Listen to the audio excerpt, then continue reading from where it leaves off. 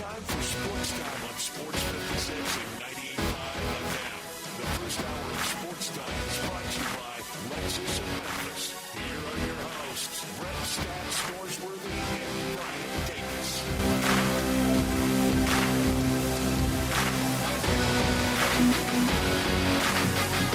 Welcome into Sports Time. Brian and Brett with you in our Family Leisure Studios. It's a Friday, so we're here with you for the next 3 hours to wrap up your week, get you to the weekend. A lot to talk about today. Baseball last night at Rickwood Field was really fun to watch. We had College Baseball World Series finals kicking off tomorrow night. A lot of basketball news, some football news, a lot to get to. But, Brett, how are you this afternoon? I'm doing great. They're partying in Boston today, aren't they? Sure are. And big celebration for number 18. Mm-hmm. 16 years in the making for the Boston Celtics. I do think they'll win another one before that time. Yeah. But I wouldn't have thought this time would have gotten to 16. No. After they won it in 2008. They probably should have already had one by now. But I was really happy seeing Al Horford on one of the floats. Yeah. And he had played in the most playoff games of any player to not win one. That title now is held by James Harden. Really? Most playoff games without a title. Wow. And great player. Of course. Now, Al Horford's not strolling into the Basketball Hall of Fame. Right. But James Harden is. Yeah. I mean, he doesn't have to win a title. That's right. Russell Westbrook doesn't have to win a title. Russell Westbrook's not far behind in playoff games without a title. He might be second. Yeah, that would not surprise me at all. Hard to believe, though, that those two guys are now up there at the top following Al Horford. But good for Al Horford. I love Al remember Horford. Springfield, and I think this is among many things that will push Al Horford over the line. Springfield is the Basketball Hall of Fame and MOP on back-to-back national champs. Sure. He's in. It may not be first year, may not be second year, but it won't be a long wait. It shouldn't be. No, it definitely shouldn't be. But you're right. It was a cool scene in Boston today. They just never win anything. No, I know all that pent up energy from never winning anything, so they were able to let it go today. Again, those people, those 30-year-olds in Boston, have to wonder, why was Grandma and Granddad always in such a foul mood? That's right, yeah. We win all the time. That's right. Things have changed in Boston, and they do a lot of winning nowadays. But good for the Celtics, and now, officially turned to the offseason. They were cursed. Oh, yeah. Oh, absolutely. With the fable curse of the Bambino. Yeah. So curse certainly broken. Trade Babe Ruth. Usually bad things happen to you. It seems like bad karma. If you're a person that believes in karma, I think bad karma on the way if you trade Babe Ruth. I don't. Well, I'm not superstitious. I'm not a karma guy. I don't think everything just happens. Of course, we have some effect on it. Sure. Me driving through the streets today, I had effect on it. Sure. But if I cut somebody off in traffic, I don't think that automatically leads to a wreck for me. No, not at all. If I cut somebody off in traffic, I'm very sorry. I don't think I did today. I don't think I have. I drive very slow. I like to get in that right lane. Sure. Just take it easy. That's right. Why not? But the Red Sox were convinced they were cursed. Do you know the Cardinals have not won a World Series since they let Albert Pujols walk in free agency? Wow, that's right. Maybe a curse brewing there. Is it How the about curse of the curse of the AP? Don't tell me that, Brad. I'll start believing it. You know me, I'm a very superstitious person when it comes to sports. My whole family is. My brother, he has not put on his Oilers jersey since they've won. He was not home. He's telling me this earlier. He was not home. He's an Edmonton Oilers He's jersey. Yes, I was thinking back to the lovely blue in Bob I'm Phillips. sorry. I should have been more clear. His Edmonton Oilers jersey, he told me that he was not at home. He was somewhere else during Game 4 when they won the first game. So it stayed in a corner. He has not touched it. Okay.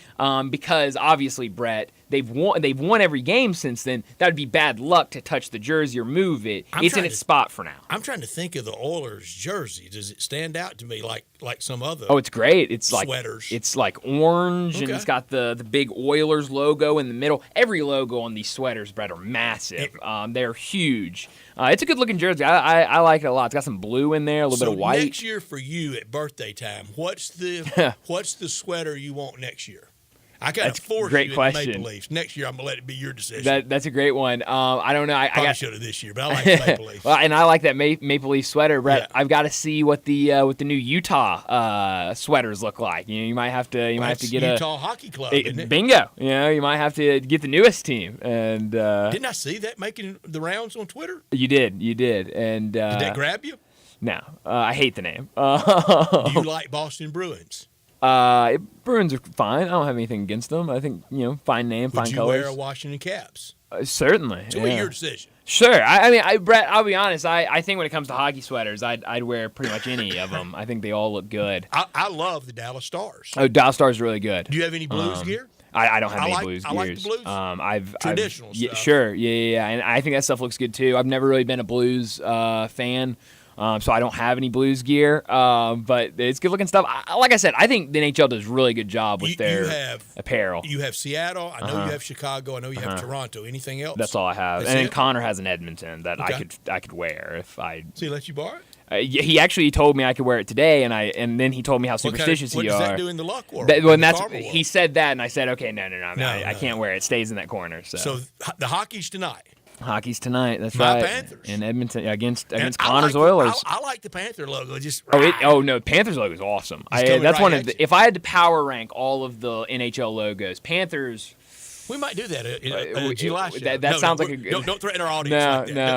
I know one person that listens in that always is asking when we're giving our hockey updates. He would love to hear the power rankings of the logos. I think some of that is facetious. I don't think he's really relying on us for hockey. I don't know. Maybe not. It's starting to come up on me. But I will say, Panthers got to be top 3.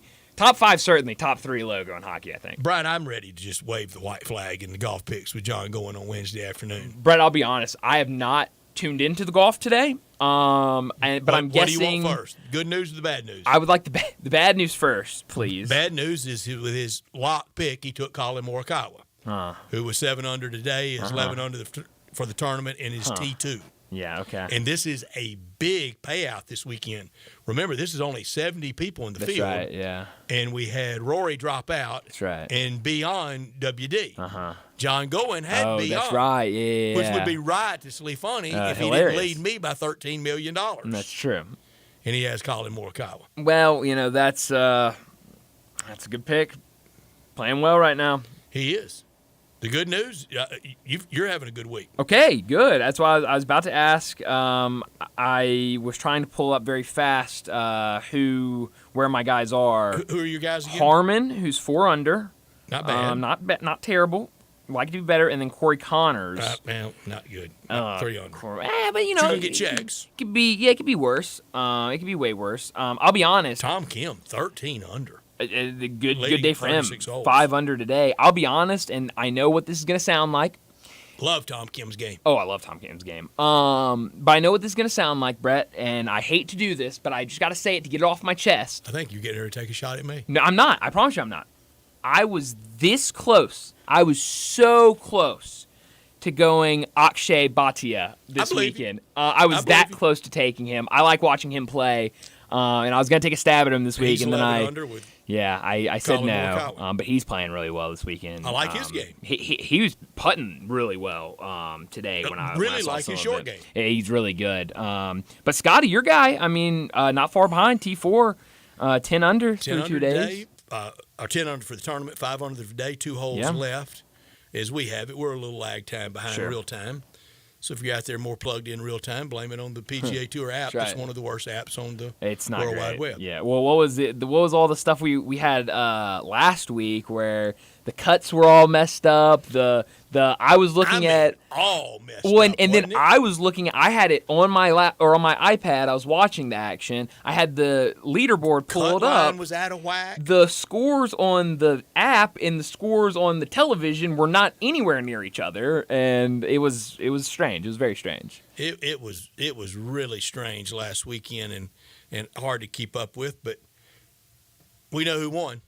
Yeah, we do know. And we know who didn't. That's right. And now that winner's in not far from us, about 3 hours away from us in Nashville, where Live is this weekend. You tune into any of the Live action today, Brett? I didn't. Day 1 today. I didn't. Did you? No. Not yet. Not yet. Is it on the CW?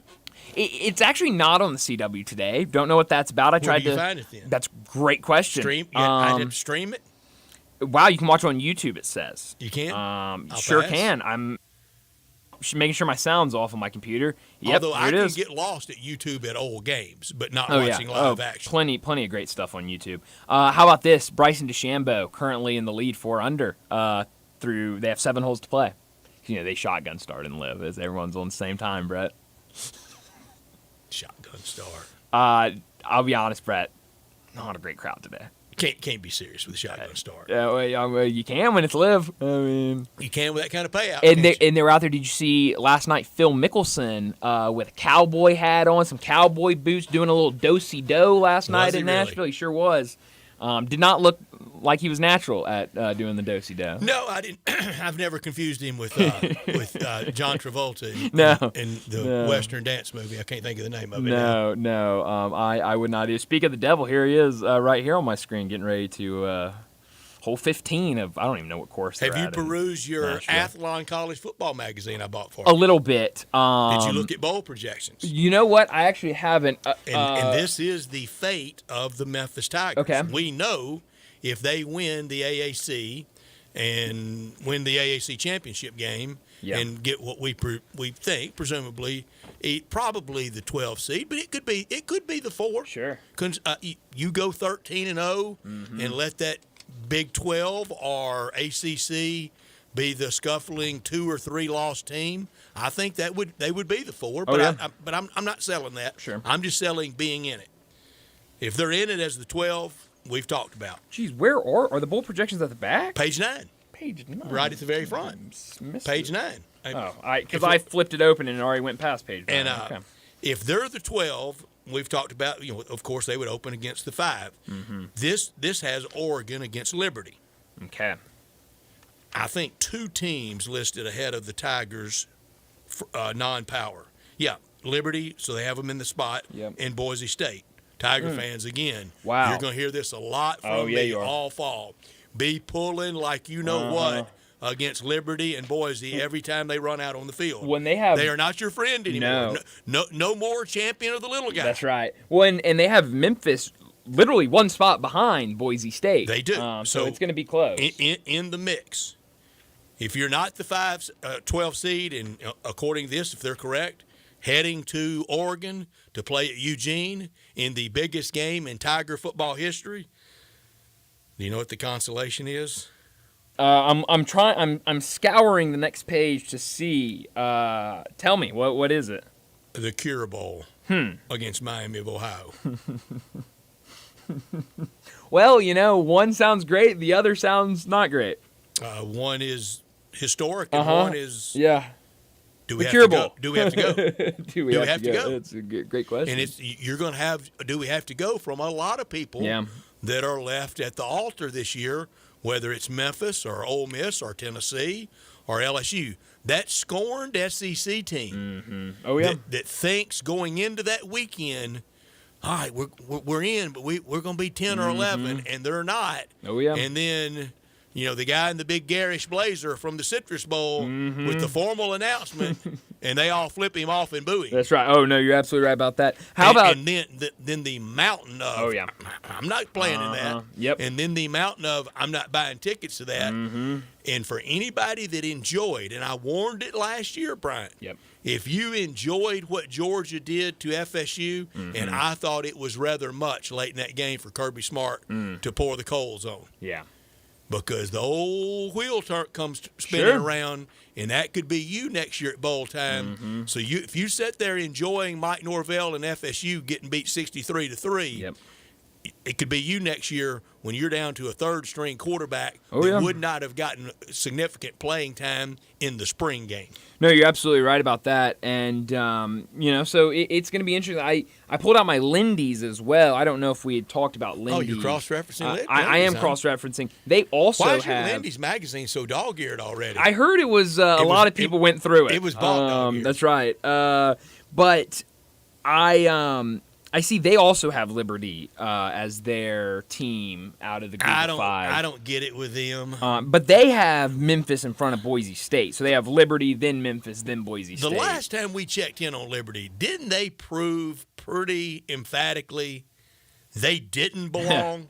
Oh, absolutely. 45-6 to Oregon, and Oregon had opt-outs. Well, and that's what I hope, at least, is that this time around, if we do get to a situation like that, Brett, where it's Memphis and Liberty and they've got to pick one, that they say, okay, look at how easy of a schedule. We talked about this yesterday, Brett. Liberty is going to play the easiest schedule in college football.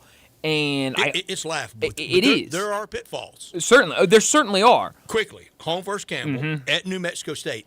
Somewhere, I don't know if it's his alma mater, but somewhere in his athletic administration background, our friend Steve Macy, we might have got him to Memphis from New Mexico State. Is that right? And he has a real affinity for them. That's at New Mexico State. That could be one. Certainly could. Home against UTEP. Home against East Carolina. That's the double hit. Oh, yeah. That helps the AAC prestige, and it gets Liberty off the scene. At App State. That could happen. Yep. Home against FIU. At Kennesaw State, that's playing the FBS this year. Home against Jacksonville State and Rich Rod. At Middle, that could happen. Yep. At UMass. Home against Western Kentucky. That could. Sure. At Sam Houston. Liberty's not going to be there. The Tigers will be there before Liberty. Yeah, but and you're right about the pitfalls. But if you're in that situation, I just pulled it up. Somebody put together all of the scheduled difficulty rankings, and Liberty, like we mentioned, 134th in the country. That's dead last in the entire country. Memphis is at 98. Memphis is top 100. Florida State being on the schedule has a lot to do with that.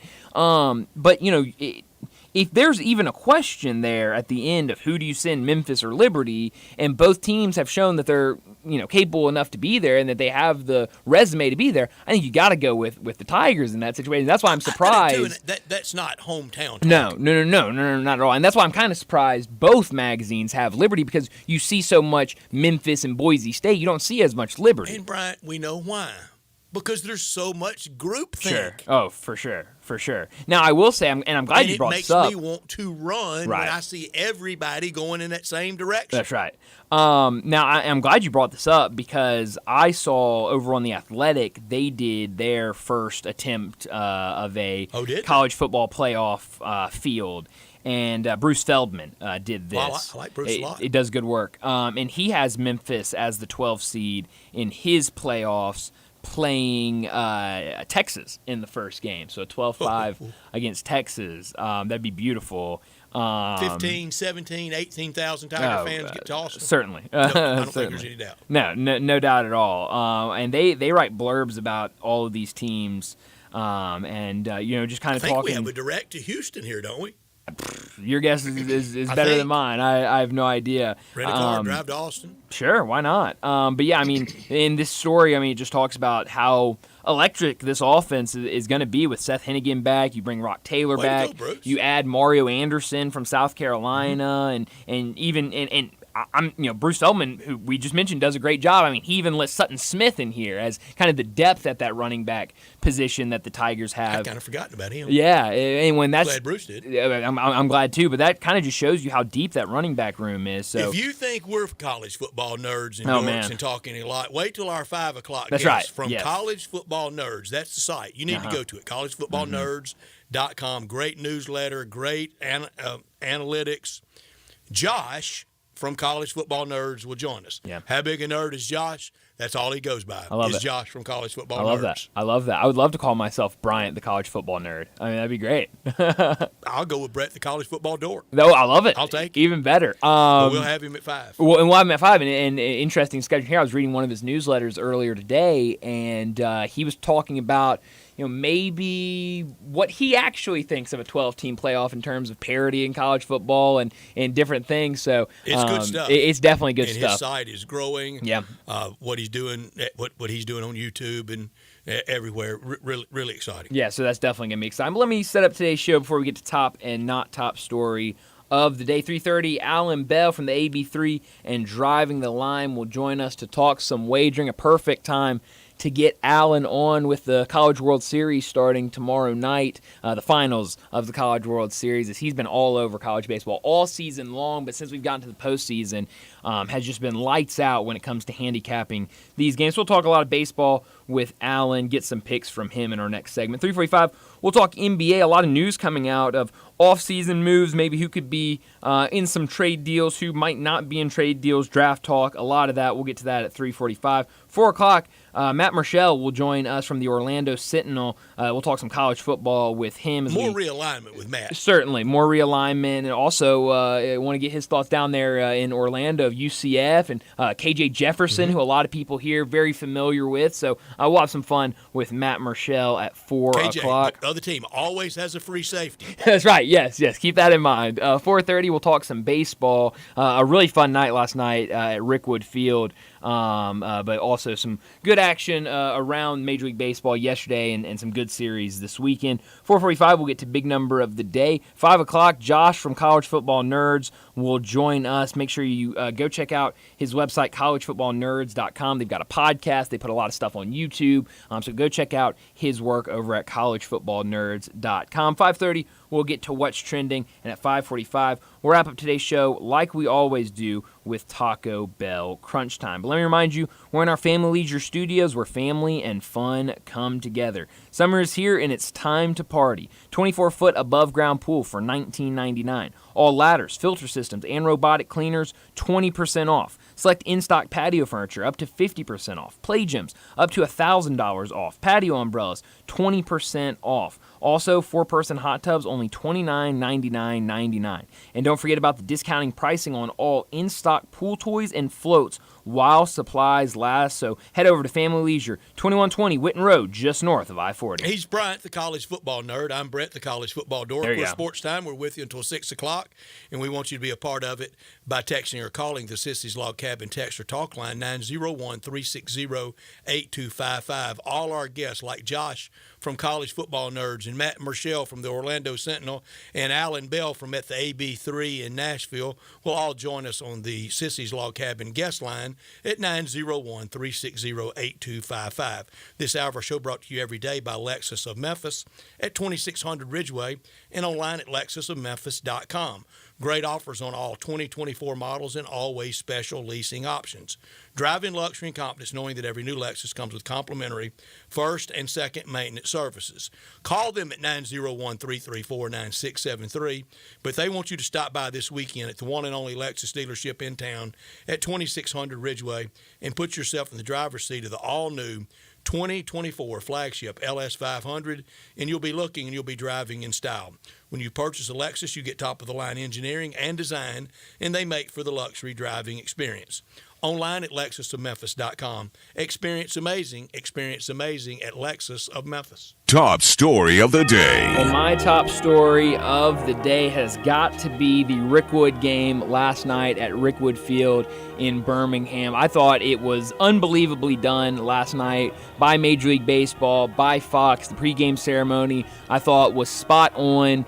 Throughout the game, they did a ton of interviews with past players that played in the Negro Leagues, and I just thought that perspective, hearing from them, hearing their stories, was so interesting. All of the hardships that they had to go through just trying to play the game of baseball. And one thing that you kind of heard from every player that they talked to during that time, it was that sense of we were all together as a team, and that's what got us through everything we had to go through with racism and everything like that. So I thought it was really cool, really well done. And even Fox, in the middle of the game, they went with this retro black and white version of the game, and kind of this is what it would look like back in the day. So I thought that was really fun. We knew, I think we thought that it was going to be done very well before, obviously, the news a couple days ago of Willie Mays, and that obviously added a whole nother level to the game. But just having all those guys there and then a really fun game between the Cardinals and the Giants, it's hard to imagine they could have done it much better. Who do you think is the face of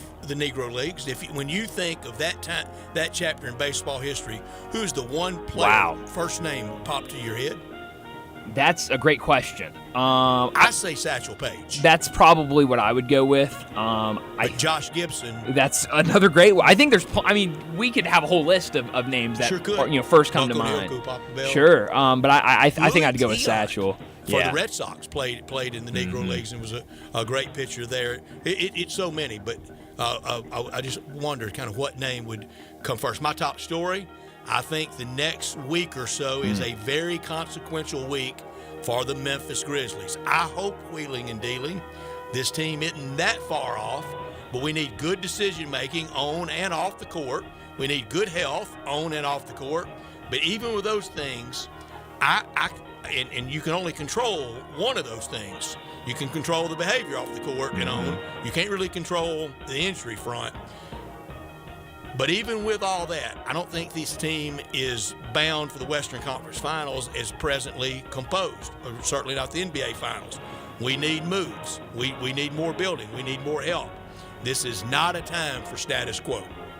Not top story of the day. Well, I'm pretty much right there with you. My not top story has got to be the NBA offseason. We're starting to get a ton of news. Last night, Malik Monk gets an extension with the Kings, $78 million extension, 4-year deal for him. So that was definitely big news last night. Shout out Lepanto, Arkansas. I mean, hey, why not? So good for him, good for Malik Monk. But you're going to start seeing a lot more of that as teams try to figure out their roster ahead of draft night and then ahead of free agency. But it's really rumor season right now, Brett, and a lot of rumors everywhere of not only the NBA draft but offseason in general. This is Woj notification season. Oh, it absolutely is. I saw some reports today that the Grizzlies don't really want to move off of Marcus Smart, so it sounds like he might be in the cards next year. Luke Kennard, another name that's certainly out there that could be a part of deals. But one of the biggest rumors I heard today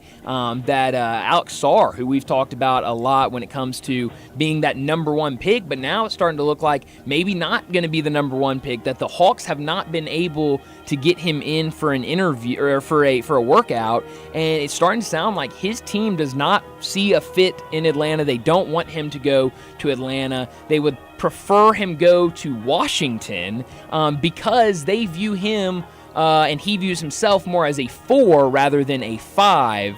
And they want to get him somewhere where he could maybe play the 4 and be a more vital part of the offense.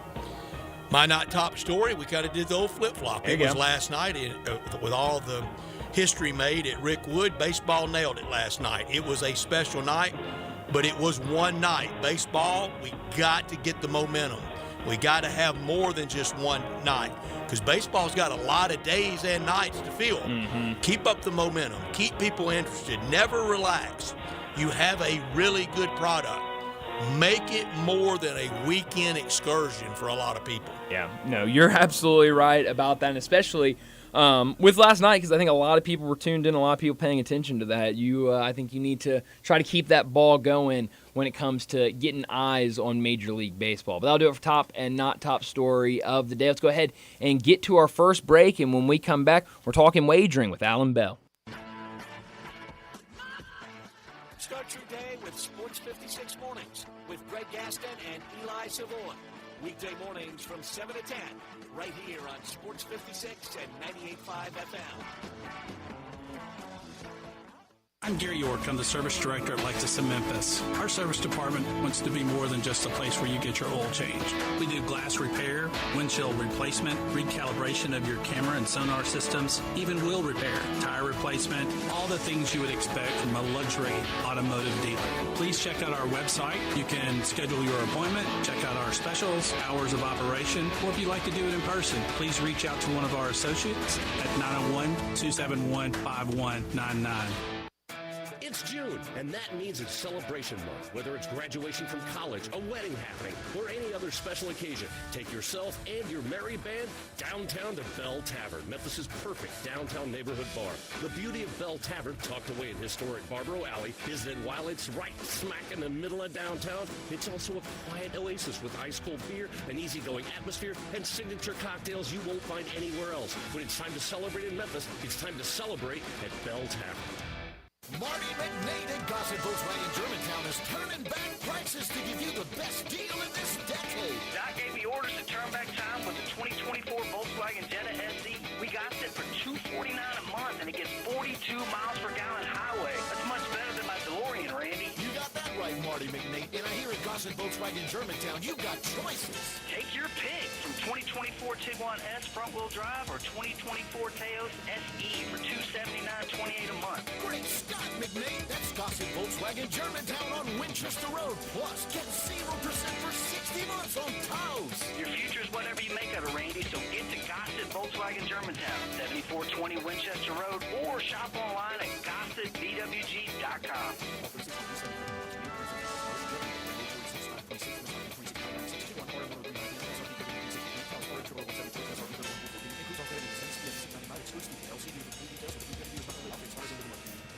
We're so close to crowning an NBA champ, and with the action heating up on the court, it's even hotter at DraftKings Sportsbook, an official sports betting partner of the NBA. New customers can bet $5 to get $150 in bonus bets instantly. Download the DraftKings Sportsbook app now. Use the code HERD, H-E-R-D. That's code HERD for new customers to get $150 in bonus bets when you bet just $5.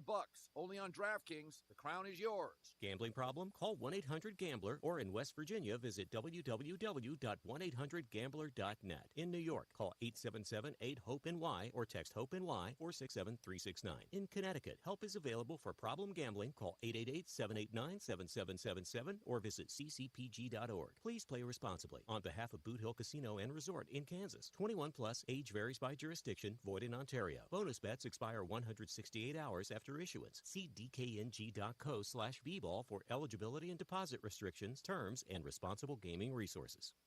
Cork and Barrel in Hernando, Mississippi, a Southern gem for over 15 years. Check out their bigger, better, bolder new location, 2595 McInvale Road, Hernando. Huge selection, incredible pricing. Choose from hundreds of bourbons, tequilas, rum, scotch, and vodka. Over 1,000 wines from fine and very simple picnic wines. At Cork and Barrel, it's all about serving you. Open Monday through Saturday, 10 to 10, where the fun begins and the liquor and wine never end. Cork and Barrel, 2595 McInvale Road, I-55, Hernando, exit 280. Hi, folks. The Chevy Sheriff in Collierville with good news for car and truck buyers. Sunrise Chevy has over 500 Chevys available with 9 models that get 30 miles per gallon. GM rebates up to $5,000, and Sunrise discounts high as $10,000.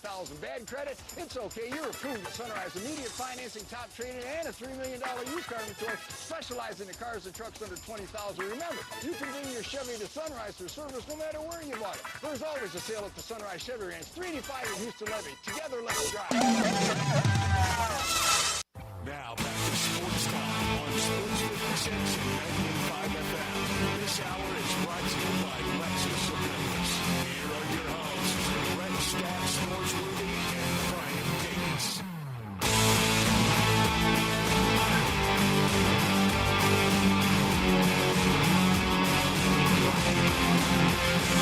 Welcome back into Sports Time. Bryant and Brett with you in our Family Leisure Studios. And joining us now to talk some wagering, Alan Bell from the AB3 and Driving the Line joins us on our Sissy's Log Cabin guest line. Alan, thanks so much for joining us. Liv's up in your area this weekend. You going to go catch some Liv action? You got Phil line dancing like he's John right, Travolta and Urban Cowboy.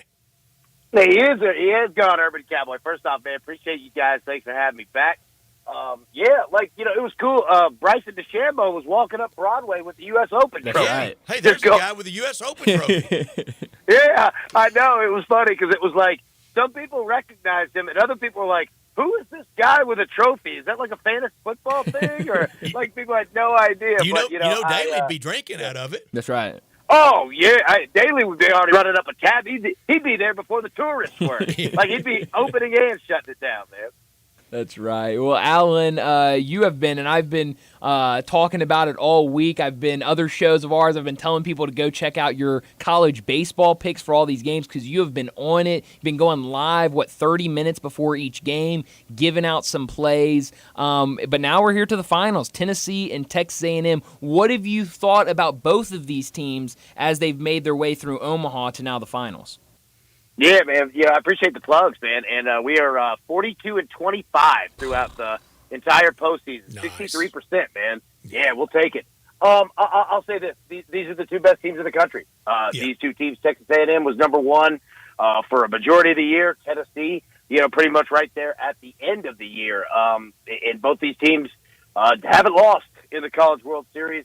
We're going to get an awesome 3-game set, man. It's two teams that really they don't do much wrong. You know what I mean? Like, it is going to be a war, man. I cannot wait to watch it. Except for last Friday night. And that game last Friday night will go down in the annals of UT sports history to have, 3 straight hits with 2 outs to really steal that game from FSU. And whether it was a check or a swing, they called it a check. So that's what it went down as, and Tennessee came back for that one.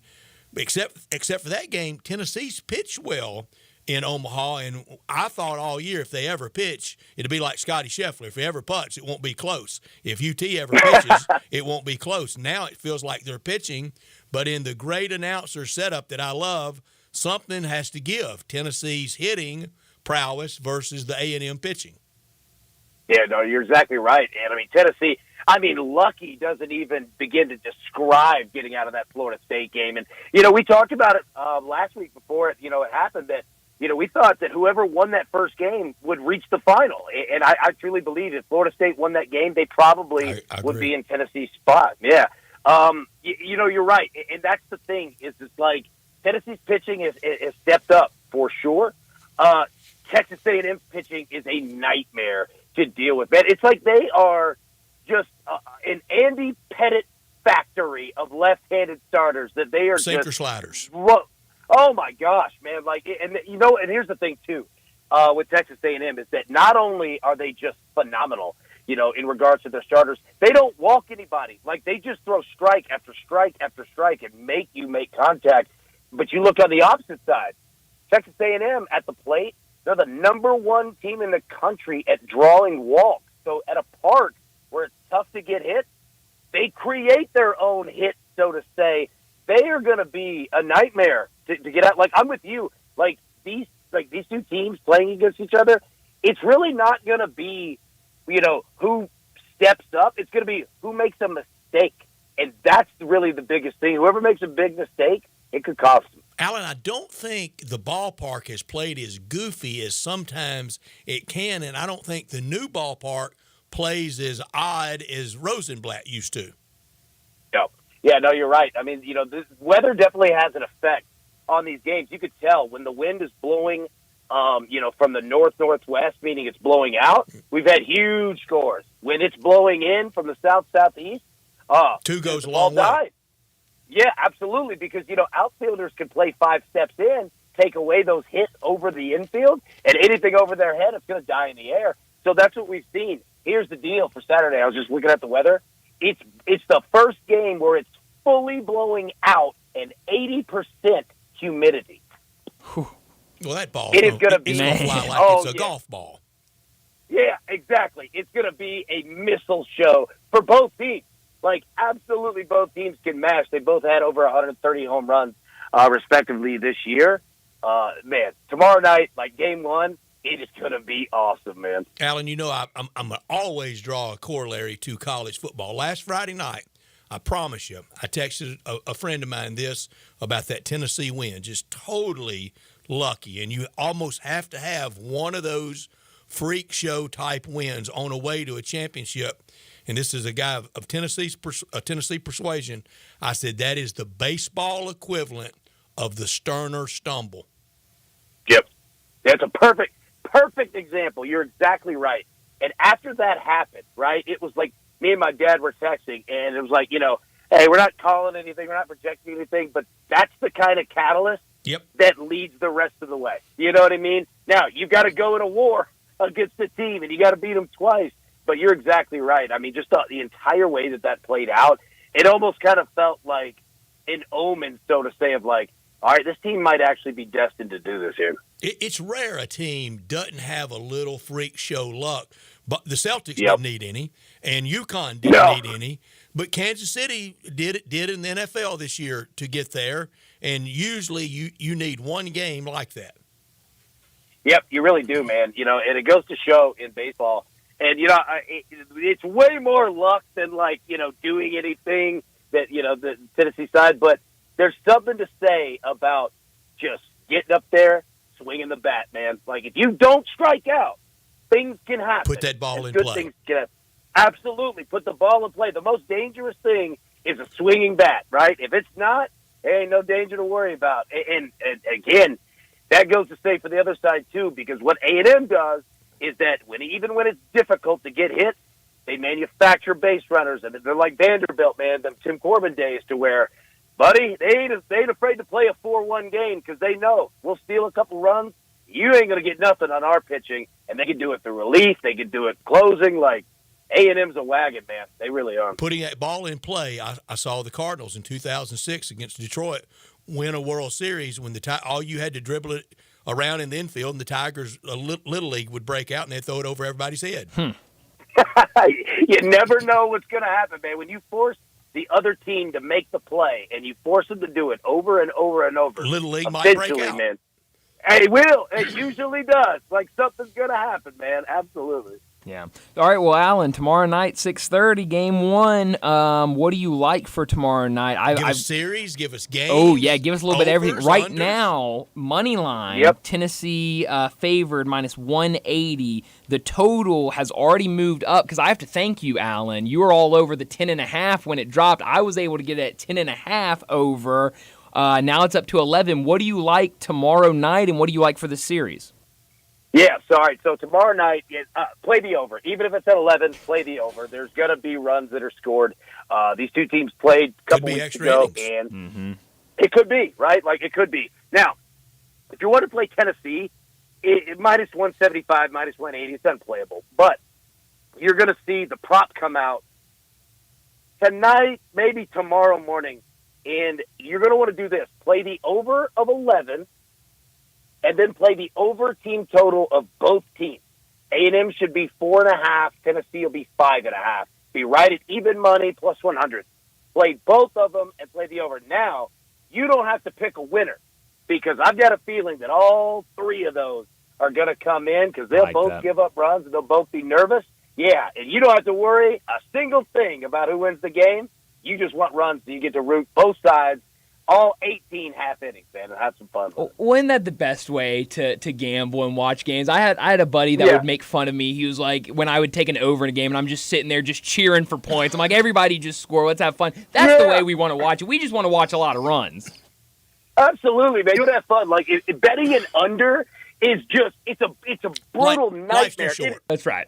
Oh, my God. Yeah, it is. Life's too short to bet the under. You just stress the whole time. You have to hate watch the game. You want everyone to strike out. Like, it's awful, man. I'm with you, man. Betting under is, and look, I know a lot of people have to do it to watch costs, still have a great vacation, but betting under is the equivalent of going to Florida and taking all the food with you. No, I don't want to go to Florida to do all the cooking. You're exactly right. I want somebody exactly waiting on me on vacation. Yeah, I don't want to do all this work. This isn't a vacation at all. I work the grill on the deck at home. That's right. You're exactly right, man. We're talking to Alan Bell from the AB3 and Driving the Line. And you asked me about the series. Sorry, yeah. I didn't mean to interrupt. No, you're good. There.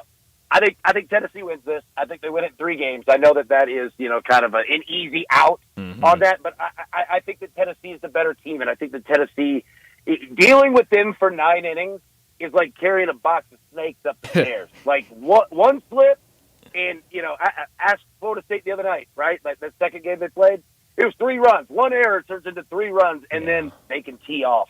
It'll be a good series, but, yeah, Tennessee in 3, I think they do it. Yeah, I'm excited about that. Alan, before we let you go, Major League Baseball, we've got one game going on right now. Mets all over the Cubs, 11-1. The Mets have been on quite the roll, what has lost 1 of their last 8 and looking good today. What do you like tonight and this weekend in Major League Baseball? Yeah, man. So I'll say this, talking about betting unders, it's going to be a tough one for the Braves and the Yankees tonight. But that number, I believe, has gone down to 7.5. I've even seen a 7 out there. Play the over because the Yankees will get some runs on the Braves. I don't know what the Braves do against New York. And then I also like the Royals and the Rangers. You could get both teams to score 3 runs or more. I get another bet where you don't have to pick who wins. You just pick some offense. There's going to be some offense in that game. And then how do the Phillies do? I'm fascinated what the Phillies do, man. Like, I think I want to take them on the money line. What about you guys? Anything that stands out big that I need to know? Here's mine for a player prop on Sunday.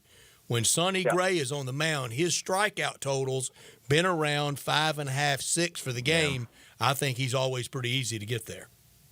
Man. How good has he been? Like, I love he's been that worth kid, every man. nickel. Like, he is, man. Like, that guy is just all blood and guts, man. He gives you everything he's got. Doesn't talk much. He just goes to work. I'm a big Sonny Gray guy, man. Like, he's a tough dude. I like any former quarterback. There you go. That's right. Well, Alan, as always, thanks so much for joining us. Enjoy your weekend, and we'll talk to you again next Friday. Hey, sounds good, boys. Y'all be good. Have a great weekend. Thanks, you, Alan. Alan Bell joining us every single Friday from the 83. Have you played any of the Sonny Gray strikeout pops? You know, I haven't. I have not. I used to be super into the pitcher props, and I haven't been as much on it this year. But that's a good one. I mean, he's always due for. Are you much on the hitter props to get at least a hit? I've never done hitter props. Total bases? I think because the way I go about props is I go with trends and I see what they've been doing recently, and I think. Pitchers is way more reliable than batters, and the prices are a lot better for and always pitchers. The chance the batter only bats sure. one at bat and then pulls himself. Oh yeah, absolutely. So I love doing pitcher props, not as much hitter props, but and then just betting these straight games. I love betting. You got any baseball. golf props? I don't have any golf props you last this weekend. weekend? I had Ludwig top 20, and it was like -110 for him to be top 20. You got there? Yeah, certainly. So we got that. So that felt good, but nothing crazy in Anybody the golf have world. BDC? My brother Very nice put some money on Bryson DeChambeau before it started. He told me 2 majors ago, 3 majors. He's always been a big Bryson guy, and he told me like 2 or 3 majors ago that he was like, I'm just going to start putting a couple dollars on every major for him to win. Had a good round or 2 at the Masters. Yeah, sure did. Great PGA. Mm-hmm. That was good analysis. Yeah, stay with him. So he's been riding him, I guess, and now over on Live, I guess you can bet lunch Live. next week on Connor, right? That's right. I guess so. We'll have to figure it out. Maybe only at like McDonald's or something though for him. Well, let's get to a break, and when we come back, a lot of NBA rumors and news as off season has started. So on the other side, we're talking NBA. Stick with us. You're listening to Sports Time. Be sure to follow us at Sports56 WHBQ on Twitter, Facebook, Instagram, and YouTube to watch live video of our shows. Stay up to date with station events and have chances to win prizes. Don't miss out on anything that's going on. Follow us at Sports56 WHBQ. Memphis Public Links has so much going on right now. Audubon is right around the fairway. Wait until you see when this thing is a finished product. Fox Meadows is in great shape. The Links at Pine Hill is now a masterpiece of a place to play, as are really all the other Memphis public golf courses. Galloway is playing like a championship course. They just finished the 75th year of the OPO, and Overton Park is now talked about, and that layout all across the state. And by the way, folks, it's so easy to make a tee time. The hard part is getting your buddies to pick their time. You go online to memphispubliclinks.com, select your course, then grab your tee time. Simple, easy, and incredibly convenient. Also, on the website is a schedule of upcoming events. There you'll find something that will interest you. Again, if you want to book a tee time or find out more about tournaments or other events at any of the great Memphis public golf courses, go online to memphispubliclinks.com. I got him on the line, Jason, the main man Marshall, and he's ready to rock and gossip Volkswagen on the pike. Randy, it's vacation time, so take the road wherever it leads you with 42 miles per gallon on the highway in a brand new 2024 Volkswagen Jetta SE for only $249 a month. That's an awesome deal at Gossip Volkswagen on the pike. And Jason, my main man Marshall, everybody in Memphis knows when it comes to a great deal, it's all about choices. Take your pick from 2024 Tiguan S front-wheel drive or a 2024 Taos SE for only $279.28 a month, plus 0% for 60 months on all new 24 Taos. And you know my motto, make me an offer, because nothing reasonable will be refused. Ask for Jason, the main man Marshall at Gossip Volkswagen, 1875 Covington Pike. Online, gossipvwmemphis.com. Where we're charging for it and charging less every day.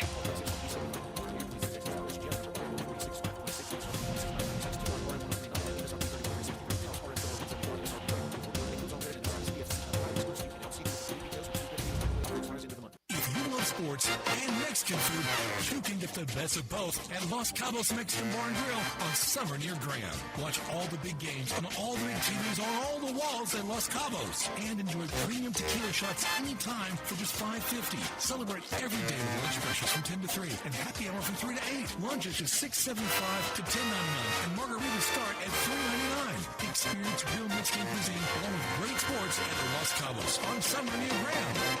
Attention taxpayers. If you or your business owe the IRS back taxes or have years of unfiled tax returns, the IRS has green-lighted billions of dollars in tax relief to those facing financial hardship through its tax relief initiatives. If you have a delinquent tax problem and possibly facing wage garnishment, liens, levies, audits, or already in a payment plan, you may now qualify for significant relief. Qualifying and enrolling in this program could stop all collections, settle your tax problem, and may even reduce what you owe by up to 99%. Call the hotline at Tax Help USA to see if you qualify by dialing 800-212-1585.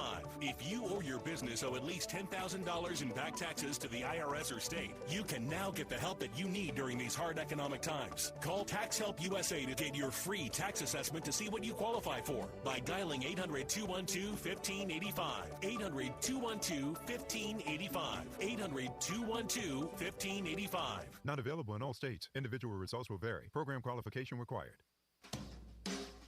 Summer's heating up, and so are the savings at Choate's. We've got 3 incredible offers to make your season spectacular. First up, our Grill and Chill with Choate's Summer Special. Upgrade your HVAC system and choose between a free Yeti cooler or a Green Egg grill on select systems. Then power through any outage with Choate's generators. Be one of the first 50 customers to buy a generator and score a massive 75-inch TV or an iPad. Also, don't forget about our tankless water heater offer. Purchase a tankless water heater from Choate's and receive a premium toilet free. Don't wait. These offers are too good to last. Turn to the experts with Choate's and call 347-8086 or visit us online today for your free estimate.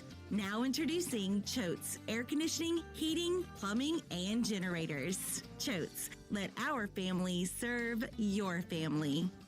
It's time to ride during the Gossett Mitsubishi Motors Summer Sales Event. Check out 43 MPG Highway in a new 2024 Mitsubishi Mirage. $17,935 or $249 a month. Need extra room for your vacation? Let Gossett make it happen with 2024 Mitsubishi Outlander. $30,490 or $449 per month. And go for miles and miles with 420 total range in 2024 Mitsubishi Outlander PHEV. $599 a month. Plus peace of mind with Mitsubishi's 10-year, 100,000-mile powertrain limited warranty. Gossett Mitsubishi, 1870 Covington Pike, and 24/7 at MemphisMitsubishi.com. If you want it, we got it at Gossett Motor Cars.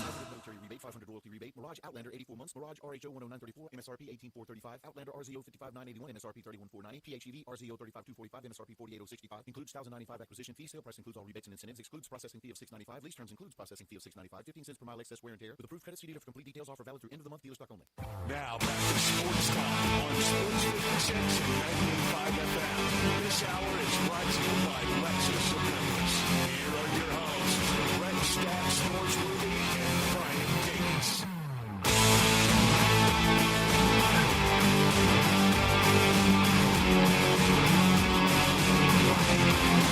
Welcome back into Sports Time. Bryant and Brett with you in our Family Leisure Studios. A couple minutes here before we need to wrap up this hour, but NBA offseason, it's off and rolling. J.J. Redick's been the big story yesterday evening, this morning, after he became the newest head coach for the Lakers. Malik Monk gets an extension last night. We talked about Alex Caruso yesterday. That broke during our show, and I've seen a lot of interesting things about Alex Caruso and that deal.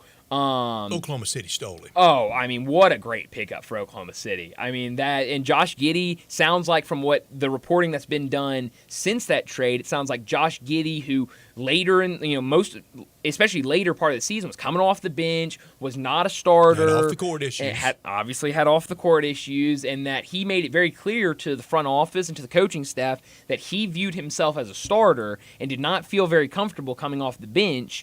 And once it was pretty much told to him, you're not going to be a starter with this team, he said, all right, well, we need to find a new place for me because this ain't going to work out.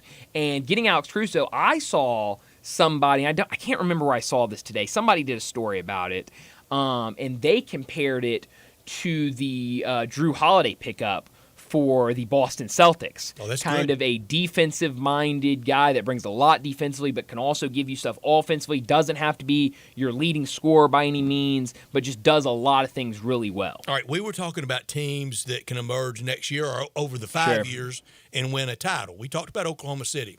Aren't we doing again right now what we did in the Harden, Durant days and Westbrook and others in Oklahoma City, even Nick Collison, of anointing Sam Presti as the smartest guy in the league?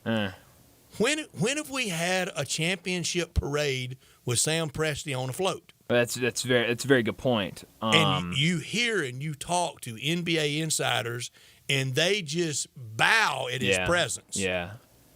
And, they talk about all the cap money they have for next year and all the draft picks they have for next year, all the young players they have. When have they ever put it all together? Well, that's fair. I think it's definitely fair, but I'll also, give him credit because, I heard a lot of people, national people, when they were getting all these first-round picks, kind of clowning them, saying, what are you going to do with these picks? You can have as many first-round picks, and now they've turned into a team that went from last year not being, or 2 years ago now, I guess, because the season's over, not being in the playoffs to last year being the number 1 seed. Obviously, still young, needs some time, but they've got some pieces that I think are impressive. Do you think this Oklahoma City grouping is better than the one that we used to really hate? That had Durant, Westbrook, Harden, etc. I think this team might be deeper. They might not be as top-heavy because I view Kevin Durant as might play better defense. Definitely, especially when you add Caruso. Oh, absolutely. Caruso, I think, is a game changer for this team. Mm-hmm. That's an incredible pickup. And we didn't get much time to react on it yesterday because it literally broke during the show. I just hold back on making a parade route in Oklahoma City. And I think that's super fair because this team's still very young. It's just been put together. Yeah. There's still so much to be seen from this team. But now they're going to be the lookout for team next year. Of course, 100%. So it's going to be a fun offseason, especially with them because we were talking to Keith Smith yesterday, and even he said, with this trade, they still have all of that cap space to go out and pick up somebody via free agency. So it's going to be interesting to see what OKC does. But we need to get to a break, wrap up this hour, and when we come back, we're talking college football with Matt Marshall.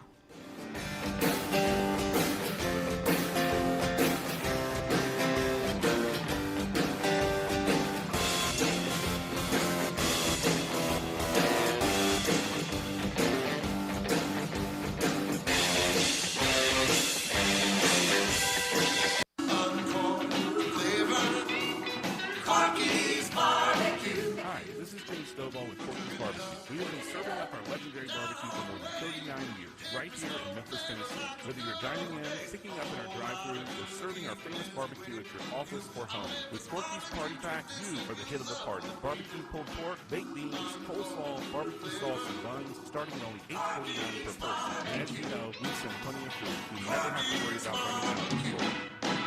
Uncorked flavor, Corky's Barbecue. Hi, this is James Stovall with Corky's Barbecue. We have been serving up our legendary barbecue for more than 39 years, right here in Memphis, Tennessee. Whether you're dining in, picking up in our drive-thru, or serving our famous barbecue at your office or home, with Corky's Party Pack, you are the hit of the party. Barbecue pulled pork, baked beans, coleslaw, barbecue sauce, and buns, starting at only $8.49 per person. And as you know, we send plenty of food. You never have to worry about running out of the store.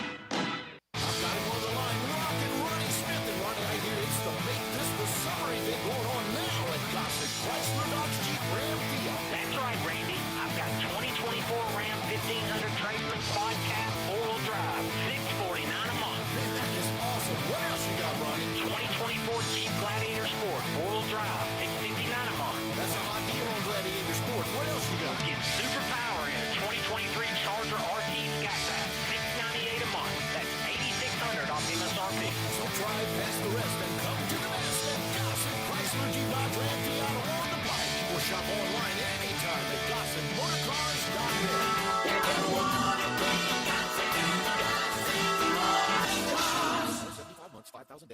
RN 194282, MSRP 48595. Jeep RL 116172, MSRP 51690. Charger PH 612877, MSRP 55110. Price includes all rebates and incentives and excludes PF 695. Payments include PF 695. All exclude tax, title, and license with approved credit. See dealer for complete details. Dealer stock only. $5,000. That's the average amount of money people in the U.S. are now spending on gas in a year. $5,000. That's crazy. If you drive, you have to download Upside, the free app that gives you cash back every time you get gas. That's right. You can earn real cash back with Upside just by buying the gas you're already buying. You can literally start earning cash back today. I use Upside every time I fill up. I've already made around $300. You're putting gas in your car anyway. Why not get real cash back? If you like free money, download Upside. I'm saving the cash I earn from using Upside to help pay for a vacation later this year. Download the free Upside app now to earn cash back every time you buy gas. Use promo code TURN to get an extra 25 cents per gallon on your first tank. You can cash out anytime right to your bank, PayPal, or a gift card for Amazon and other brands. Just download the free Upside app and use promo code TURN for a 25 cents per gallon bonus on your first tank. That's code TURN for a 25 cents per gallon bonus. I think a lot about golf, and when I think golf, I think Miramichi. Did you know Miramichi Golf Course offers membership? It's a great way to play more golf for less out of pocket. Their memberships run for $300 a month plus tax, and that includes unlimited rounds and range balls, no extra card fees, priority tee time booking, and discounts in the pro shop. Oh, by the way, there's no initiation fee. Miramichi green fees, they'll allow you to choose the right rate at the right time on the right day for your needs. If morning tee times are more important, you can book up to 14 days ahead of time to reserve your spot. If rate is more important to you, there are discounted evening rates available that you can choose from. You'll find the lowest rates on Tuesday through Thursday afternoons. Sometimes you just need to escape the hustle and bustle of life. Miramichi Golf Course provides just the right place to solve that need. The name Miramichi means place of happy retreat. When you need a quiet, peaceful round of golf, please make your way to Miramichi. Getting engaged is one of life's most spectacular occasions. And when you find your ring at Sissy's Log Cabin, the promise of a lifetime begins with our promise to always provide unmatched quality, superior service, and brilliant natural diamonds. Find your dream engagement ring, wedding bands, and more when you shop Sissy'sLogCabin.com or stop by one of our 6 locations. Begin the rest of your life brilliant, only at Sissy's Log Cabin, because life's too short for ordinary jewelry. Listen each and every Sunday morning at 10 a.m. and join Ottawa Presbyterian Church for worship. Ottawa is an ACUSA church located in town Memphis. Sports 56 traffic. Good afternoon. It remains very heavy and congested at times, north and south. Over here on 240 in the Midtown area, trying to get between, let's say, Union and Norris at times. It's just downright slow. A lot of this has a lot to do with that 55 bridge being closed. Hopefully they're going to open that back up this weekend. Busy over here on 240 East, trying to work your way past Poplar. Weimer's Jewelry right here in Memphis, 7525 Highway 64 is your full-service, family-owned jewelry store. Stop by and see them this weekend. I'm Commander Chuck with your on-time traffic.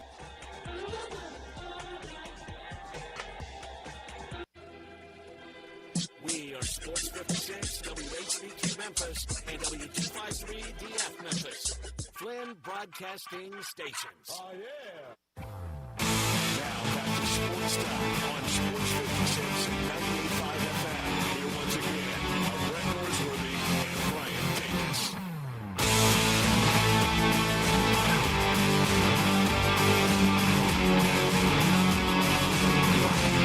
Welcome back into Sports Time. Bryant and Brett with you, and joining us to start our second hour, Matt Murschel from the Orlando Sentinel, joining us to talk college football and realignment. It's the big thing right now in college football, and Matt knows it very well, being down in Orlando with UFC going to the Big 12. So, Matt, I want to start with UFC. I know we want to talk a lot of realignment, a lot about UFC in their first year in the Big 12, but I'm curious about this upcoming season for UCF.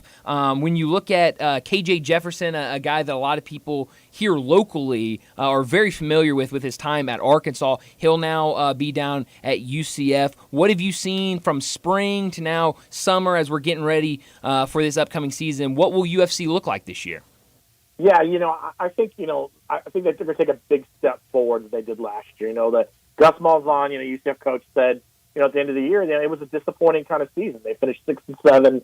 They were in a lot of games throughout the year, but they just couldn't finish. I think they got worn down late in games.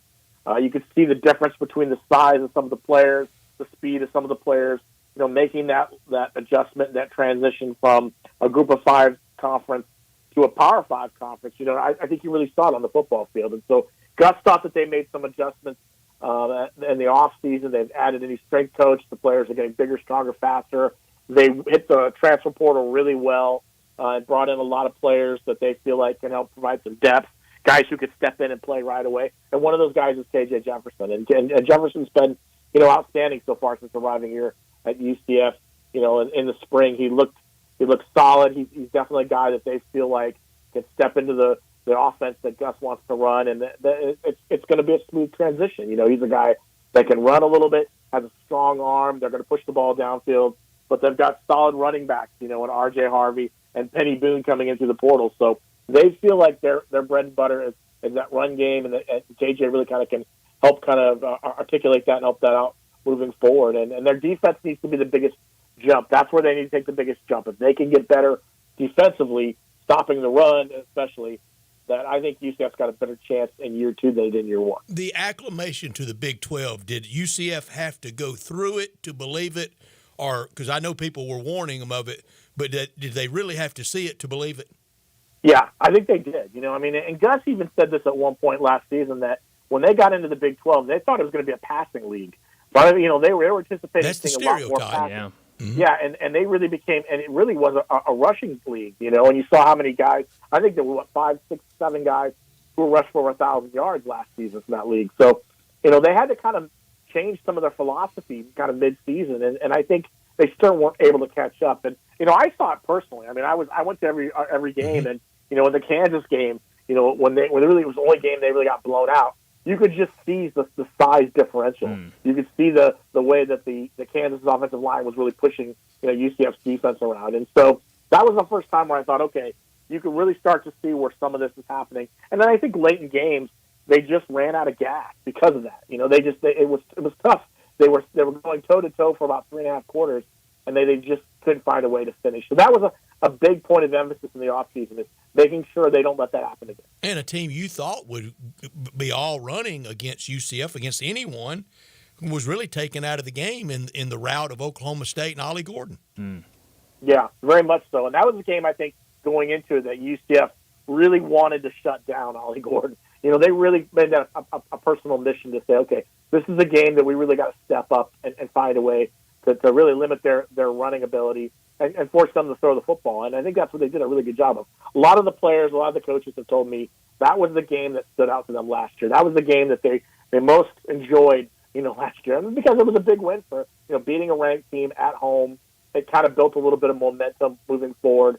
And they were able to finish the season a little stronger than they thought and getting themselves into the postseason, which was a huge deal for them. I don't know if it's as big to get this player on defense as KJ Jefferson from Arkansas and from Sardis, Mississippi on the offensive side. 39 starts in the SEC speaks volumes for KJ Jefferson, but a guy that's played a lot of football in the SEC on defense, you're getting a transfer in Ladarius Tennyson, played at Auburn, played at Ole Miss. He's small in size, but, Matt, he's going to be at the bottom of every pile and a ferocious special team player. You'll love him. And he's a great interview. Yeah, Ladarius has been great. We've talked to him once before, and I think he's going to fit right in what they want to do defensively. Gus brought in, Ted Roof to run his defense. A guy he's very familiar with. They spent some time together at Auburn, and obviously Ted was at Oklahoma last year. That's how they got Ladarius. Was Ted Roof. That's how they got Ladarius. So Ted came in, and the job really for Ted has been focus on getting the defense better. And they went out and they got a lot of defensive pieces through the transfer portal. And not just, that whole linebacking group is all from the transfer portal. They rebuilt the whole linebacking group, and they rebuilt part of the secondary. They brought in guys like Darius, and they brought in some other players who they feel like are going to be able to step in and provide instant impact for them. Because, I think they realize that we can't just bring in guys that we're going to sit for a year or, just kind of going to be a 2 or 3 on our depth chart. We need guys who can step in right away and be able to step in and help contribute, because they understand, this is an opportunity in year 2 to make some noise especially now that Texas and Oklahoma have moved on. Right now, the Big 12 is kind of in that spot where you can point to 5 or 6 teams that can make a run of the championship, and I think UCF believes that they have an opportunity to do that. Matt Michelle, our guest on the Sissy's Log Cabin guest line from the Orlando Sentinel, where he covers college football and has covered all the ups and downs of conference realignment. Matt, what would you say to Memphis Tiger football fans, basketball fans, Tiger athletics? What would you say to them listening right now on conference realignment? Be patient, it's going to happen, or play the long game? What is it? The last couple summers have been thunderbolts. What do you think this summer will be for them? I think it's going to be more be patient. It's going to happen at some point. We're about out of patience. Yeah, I know that's hard to say to a lot of fan bases to be patient. But the more you tell me to be patient, the less patient I am, Matt. Yeah, exactly. I think a lot's going to depend on what happens to the ACC, honestly. I mean, if the ACC can find, if Florida State can find a way out of that grant of rights deal, then it opens up a whole lot, because you're looking at, the ACC kind of basically falling apart, where you're going to have a handful of teams and schools want to go somewhere else. Florida State would love to go to the SEC or the Big Ten. And you're looking at Clemson and North Carolina and Virginia. But we don't want to fall apart, do we? No, you don't really want the ACC to fall apart. I'm not saying it's going to happen, because I still think the ACC's got a pretty strong case. Everyone I've spoken with says, listen, this grant of rights is going to be hard for them to get out of. Now, if Florida State wants to buy its way out, or Clemson wants to buy its way out, that's going to be another story. But if that happens, then I think you can see some movement there, where maybe the ACC tries to add a few schools to try to balance some things out. Now, how that's going to happen, I'm not sure. Whether it's going to be going to the Group of 5 level and grabbing some schools that way, or it's going to be trying to go to. There's been scuttle that maybe they go to the Big 12 and try to grab a Utah or someone like that, and try to grab a few West schools. I think that's where we're really kind of out there. It's just kind of seeing what's going to happen over the next couple of years, because again, movement has kind of happened. And I've heard from some SEC people and Big Ten people who told me, listen, we're happy where we're at right now. They haven't even had a chance to even enjoy getting some of those Pac-12 teams yet, before everyone's talking about adding more schools. But I think it's inevitable at some point. Listen, the business of college athletics has changed, obviously, and you're seeing a lot of these conferences trying to figure out ways to make more money. And if you're the SEC and the Big Ten and you can somehow do it and make it work, I think you might try to add some schools. But I'm just not sure if that's going to happen anytime soon, at least until things kind of settle down, especially with the House settlement situation going on. Sure. Well, you mentioned Florida State, and that's kind of the most notable team right now, because they've been so vocal about their wants to get out of the ACC.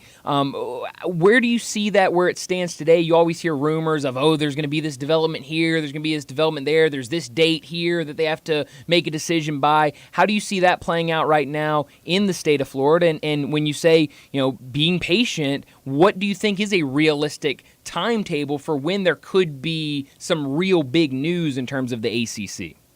Well, I think it's going to take them a while. I think these two lawsuits aren't just going to go away real quickly. They're continuing to kind of move through the system. And I think, again, it's going to come down to if Florida State feels like they've got an edge, I've always said this from the start. If you're the ACC and you got the upper hand, you're not just giving Florida State away.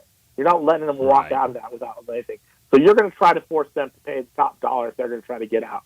So I think this may go all the way to the very end when it comes to these lawsuits. And at some point then, however way it goes, if Florida State can't get out of this grant of rights deal, maybe that's when the ACC says, okay, here's the deal. We'll let you out of this, but you're going to pay us, $300 million. Or we're going to get you out of this for $200 million.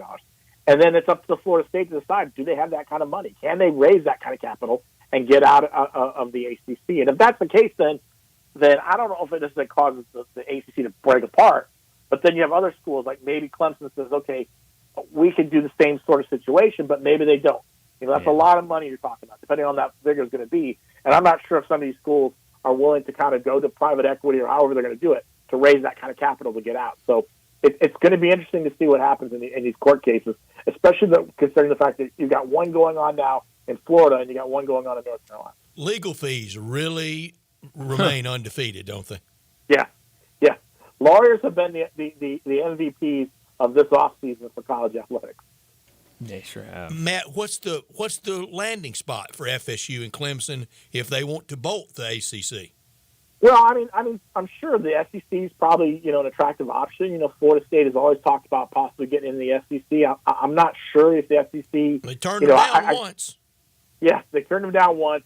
And, there's always been that kind of unwritten rule that maybe Florida, doesn't want Florida State in the SEC. You don't want two schools from the state of Florida in there as well. I'm not sure. I mean, the Big Ten might make a little bit of sense if you're trying to expand to be kind of, have maybe a little bit of a footprint in the South, maybe going for a Florida State. But I think it's going to be one of those two conferences. I mean, I think they're going to look around and try to figure out which one works the best. And I've said this too because it's not just a given. It's not like Greg Sankey's sitting by Florida State's door with an offer, extended at this point. He's going to take his time and he's going to make sure it's the right move for his conference. So it's not guaranteed that he's going to offer them a spot. So I think again it has to be something that has to be agreed upon, and they have to wait and see what happens. But no one is at that point just yet where they're ready to open the door and invite him in right away. After covering the Big 12 last year and knowing of him through the years in the melting pot that you're in and the college football position you hold when he was in the ACC, are you surprised that OU signed up for that many years and that much money today with Brent Venables? I was a little surprised, but I also made the joke. I think it's the SEC money. You get a bigger paycheck, and all of a sudden you start to decide, okay, we're gonna make sure we get this locked down.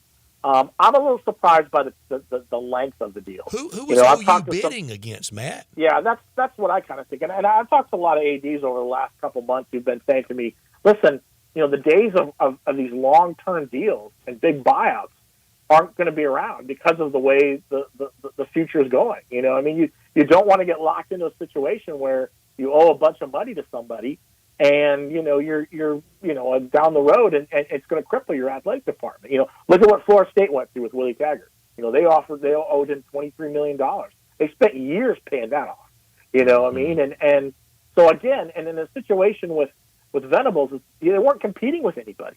Why offer a guy such a big deal unless he was considering, going somewhere else? And I just don't think that was the case. I don't think it was like the NFL was, banging on his door looking to add him as, as a coach. So I'm not quite sure what this deal was there for, unless there was some scuttle that he was thinking about leaving or not happy or something. They're trying to make him happy, but it's an unusual deal to make, especially in June. Yeah.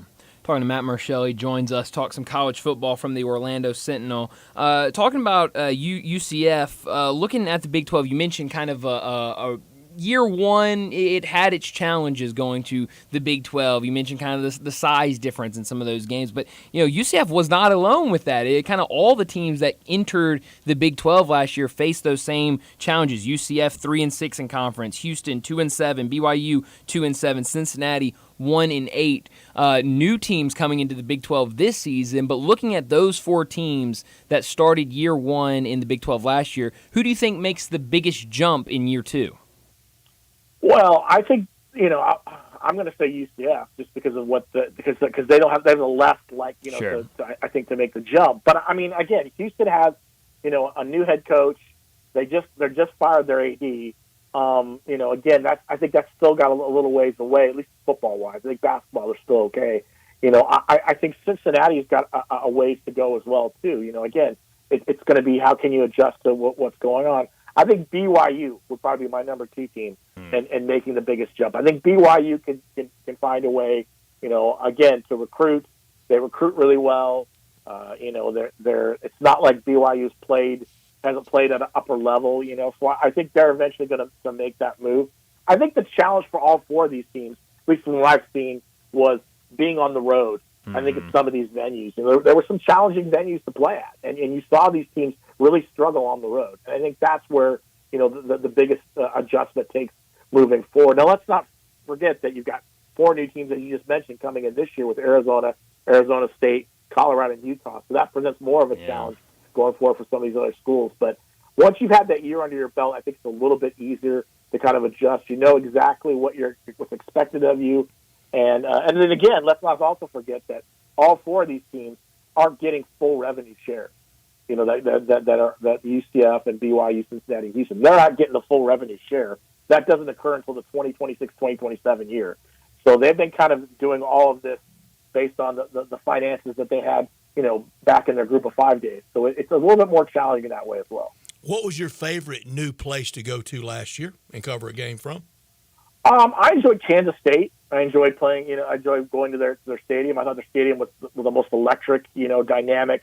I covered a game there, and I thought it was as close to an SEC game as I'd been to, and really kind of had that kind of big game feel to it.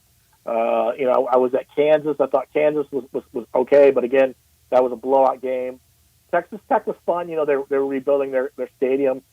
Great atmosphere, and I thought that worked out really well too. Could you believe that Lubbock is really way out there? No, I believed it because I that was the worst travel situation I had. I had a flight canceled. I follow you on Twitter, and it was quite the trip. Yes, it was quite the trip. I had a flight canceled in mid-flight, and then had to readjust and do all that. So it was a kind of a traveling nightmare. But other than that, I thought really Kansas State to me was probably the best venue out there. Yeah. Other news for the Big 12, last week, I guess it was, the news coming out that there's been talk that the Big 12 could sell its naming rights, and All-State was kind of in that mix as maybe a favorite if the Big 12 decided to do that. What did you make of those headlines and maybe the Big 12 considering selling those naming rights?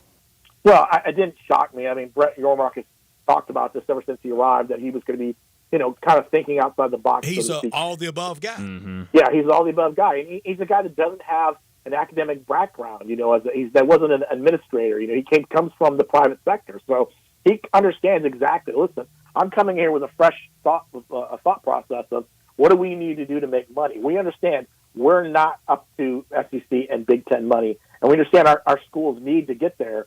So, hey, if we can sell naming rights and, we make some money on the deal, we can split that up with some of our schools.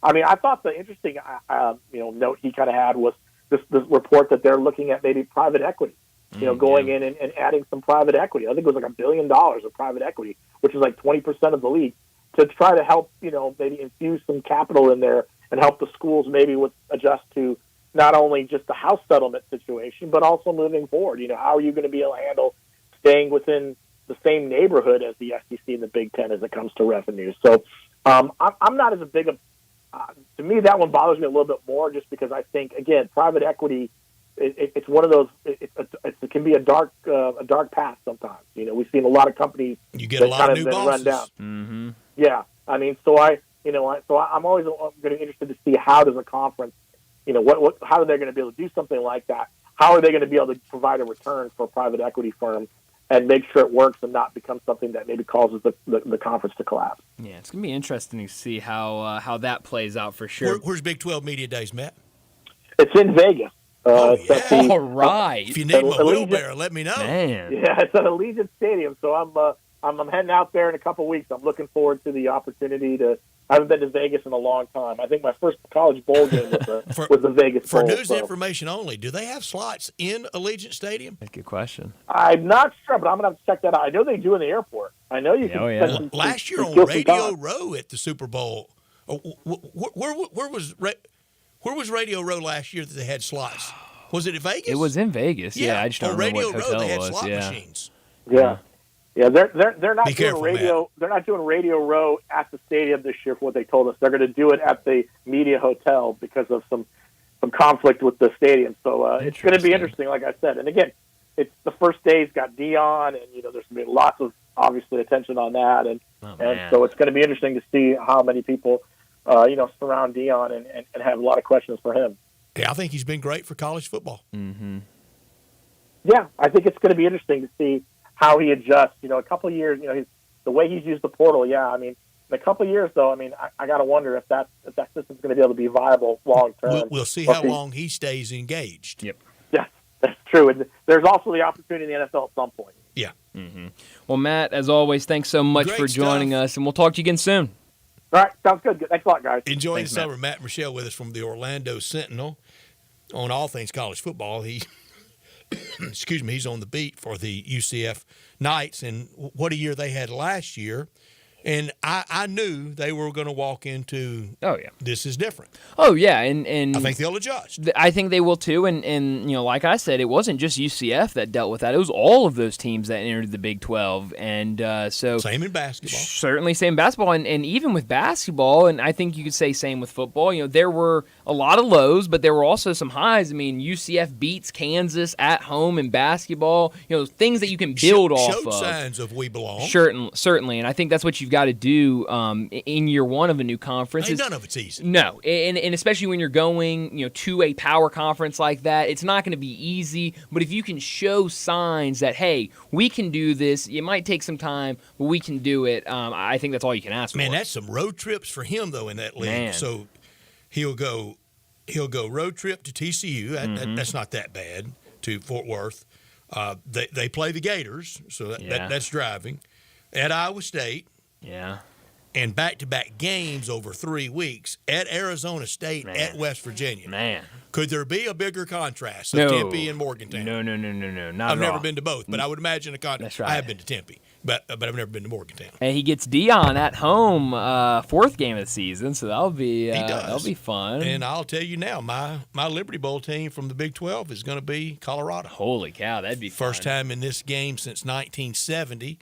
After appearing here in back-to-back years in 69 and 70. Wow, that'd be fun. Bama in 69 against Tulane in 70. I'd be behind that. I could get down How with about that. this? How about a Colorado versus Auburn Liberty Bowl? I could definitely get behind that. Homecoming for Hugh Freeze. That'd be fun. Why not? Coach Prime against the man who would be Coach Prime.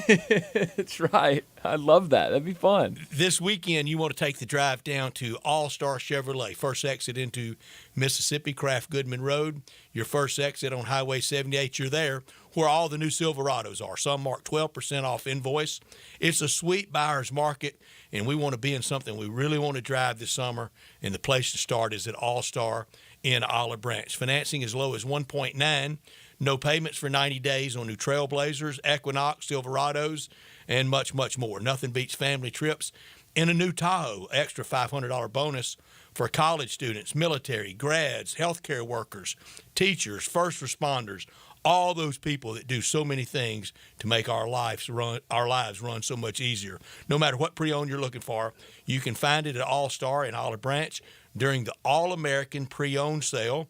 All the Ram trucks, even a Ram ProMaster cargo van, 4Runners, all the Jeeps, all at Olive Branch, and you can test drive all those vehicles this weekend at All-Star. Bring All-Star any vehicle you want to sell and get a check today. Everyone at All-Star Chevy in Olive Branch wishes you a very happy and safe upcoming 4th of July as we celebrate our great country's Independence Day. Don't miss All-Star Chevy's All-American sale in Olive Branch. You can go to allstarautogroup.com for more information. Well, let's go ahead and grab a quick break. When we come back, it was a fun night at Rickwood Field in Major League Baseball and a good game as well between the Cardinals and the Giants. Some good series as well this weekend. So when we come back, we're talking Major League Baseball. You're listening to Sports Time. We are real sports talk. Sports 56 WHBQ. Available on your radio dial at 560 AM and 98.5 FM, as well as around the world online at sports56whbq.com. Take us with you everywhere by downloading the Sports 56 app. And at home, just say, Alexa, play Sports 56. Wherever you are, stay tuned in to real sports talk. Sports 56 and 98.5 FM. All 650 acquisition fee, Telluride RG 510849, MSRP 38305, Forte LXS RE 780 169, MSRP 21820. Includes all rebates and incentives. Must finance through Hyundai. Excludes tax, title, and license. See dealer for complete details. Offer valid through 6/30/2024 with approved credit. Dealer stock only. Hey Jeff, I hear you've got the Kia Summer Sticker Sales event going on right now at Gossett Kia South on Mount Moriah. Give me some scoop. Randy, the scoop is I'm ready to put you in a new Kia for less. 2024 Kia Forte LXS 41 MPG Highway, $199 a month, $34.99 do-it signing. How about a 2024 Kia Telluride LX 357 a month? $39.99 do-it signing, 24-month lease. Plus 0% for 48 months on 2024 EV9. And every Gossett Kia comes with a 10-year, 100,000-mile powertrain limited warranty. So whether you live in Horn Lake, South Haven, Olive Branch, or Memphis, you'll be happy at Gossett Kia South on Mount Moriah. Gossett Kia South, 2680 Mount Moriah, or online anytime. KiaMountMoriah.com. The times they are a-changing. Bob Dylan's song is even more meaningful today in the real estate industry. This is Sheldon Rosenberg with North Benstorff Realtors. And in the months to come, if you decide to sell your home, you better have a knowledgeable agent to guide you through the changes that are taking place. As I tell people, it's not that you don't know the answers, you don't know the questions. So, if you or someone you know is thinking of selling, talk to 2 to 3 experienced real estate brokers to guide you through the changes, but make sure that I am one of them. I have a highly successful strategic marketing program that can mean the difference in when you sell and what you make. We're also affiliated with leading real estate companies of the world. A relocation network that means added exposure for your home from buyers moving into the Memphis area. Find out why people often say that when you want the job done, all shell done. You can reach me at 483-0546 or MemphisRelocate.com. That's MemphisRelocate.com or 483-0546. Hi, folks. I'm Dirk for Sunrise Buick GMC Truck. It's our 35th anniversary of Sunrise, and we're celebrating with savings that are bigger than ever. Over 600 new cars and trucks to choose from with huge savings. It's a used car buyer's dream. Check it out at sunrisememphis.com. Hundreds of used cars and trucks with a lot specializing in cars and trucks under $20,000. Bad credit, it's okay. You're approved at Sunrise. Remember, we specialize in secondary financing. New cars and trucks aren't free, but at least they're affordable at the 35th anniversary sale going on now at all Sunrise locations. Coming from Pike, Blue Chase, and Collierville. Hulu is coming in hot this month with new shows, new movies, and all new seasons of your faves. FX's Clip, the story of one NBA team's racial reckoning starring Lawrence Fishburne. Stream a new season of Short, the underdog hockey team that might just knock your teeth out. Catch the high-speed drama Ferrari starring Adam Driver and Cruise. Stick your streaming into high gear this month with so much new stuff to watch on Hulu. Everyone loves home improvement. South Haven Supply and Warehouse 51 makes it easy. A real hardware store run by 3 generations of a real hardware family where you can get it all. Whether it's repairs, remodeling, or new building, kitchens, bathrooms, tiles, tubs, vanities, sinks, mirrors, lighting, furniture, even door hardware. All the latest designs as well as timeless classics. And if outdoor fun is on your mind, they have the big green egg and accessories. South Haven Supply and Warehouse 51, 8560 Highway 51. Easy home improvement. I got him on the line, Jason, the main man Marshall, and he's ready to rock and Gossett Volkswagen on the pike. Randy, it's vacation time, so take the road wherever it leads you with 42 miles per gallon on the highway in a brand new 2024 Volkswagen Jetta SE for only $249 a month. That's an awesome deal at Gossett Volkswagen on the pike. And Jason, my main man Marshall, everybody in Memphis knows when it comes to a great deal, it's all about choices. Take your pick from 2024 Tiguan S front-wheel drive or a 2024 Taos SE for only $279.28 a month, plus 0% for 60 months on all new 24 Taos. And you know my motto, make me an offer, because nothing reasonable will be refused. Ask for Jason, the main man Marshall, at Gossett Volkswagen, 1875 Covington Pike, online, GossettVWMemphis.com. Where we're charging for it and charging less every day.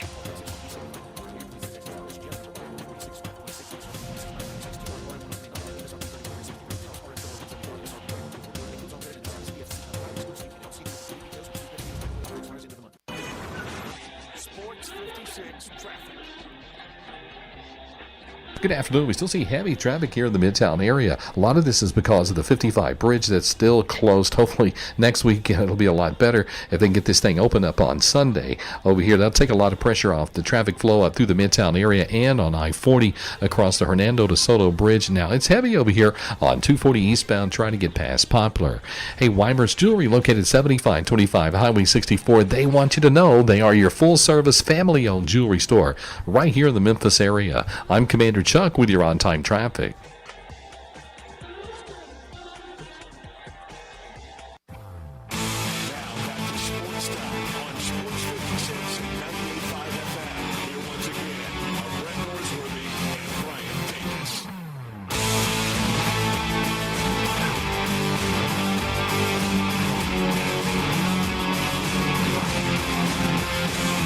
So the fun night in baseball last night, as most of the baseball world had their eyes on Rickwood Field. Brett, you went to the Redbirds last night, saw a winner for the Birds.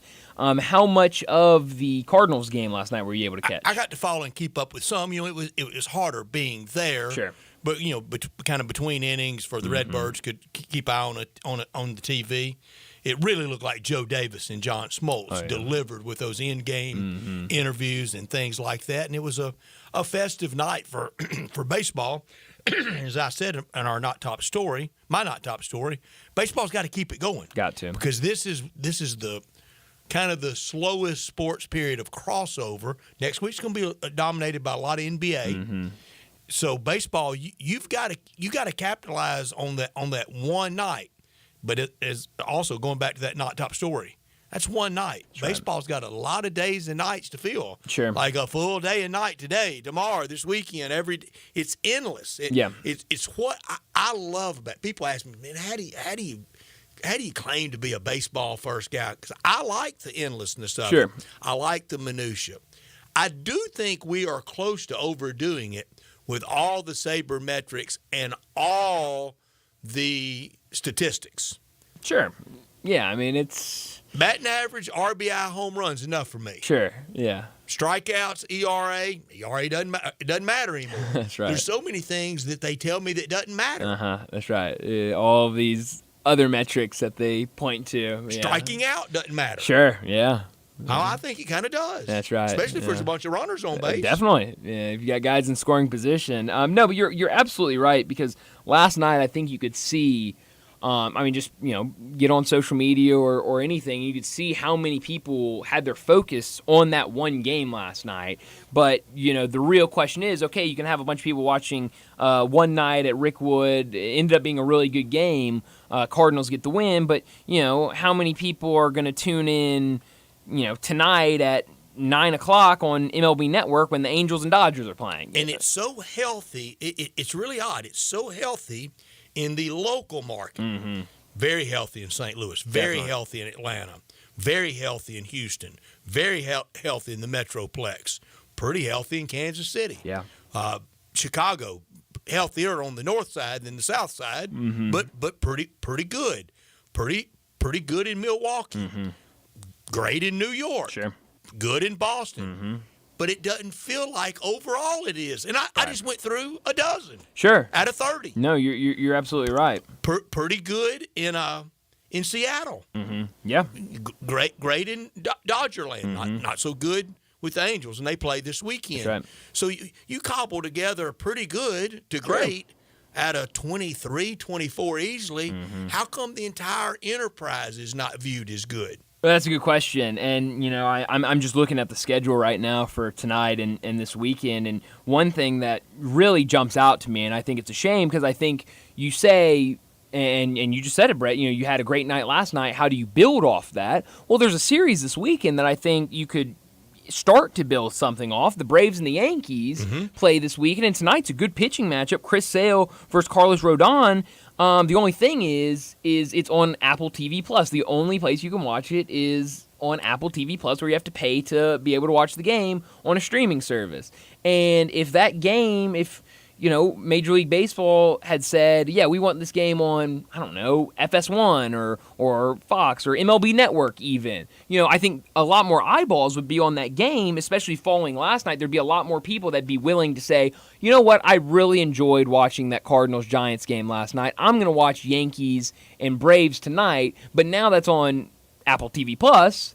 I'm not going to pay $6 to watch this game tonight. So I do think and I know streaming is getting so popular, but I think the way Major League Baseball has done it with these streaming deals they have set up, I think it's almost hurting them more with, every Friday night you got multiple games on Apple TV Plus, and then Sundays you got one game on Roku, and it makes it very hard for fans to access the games, and I think that hurts the product instead of helping it.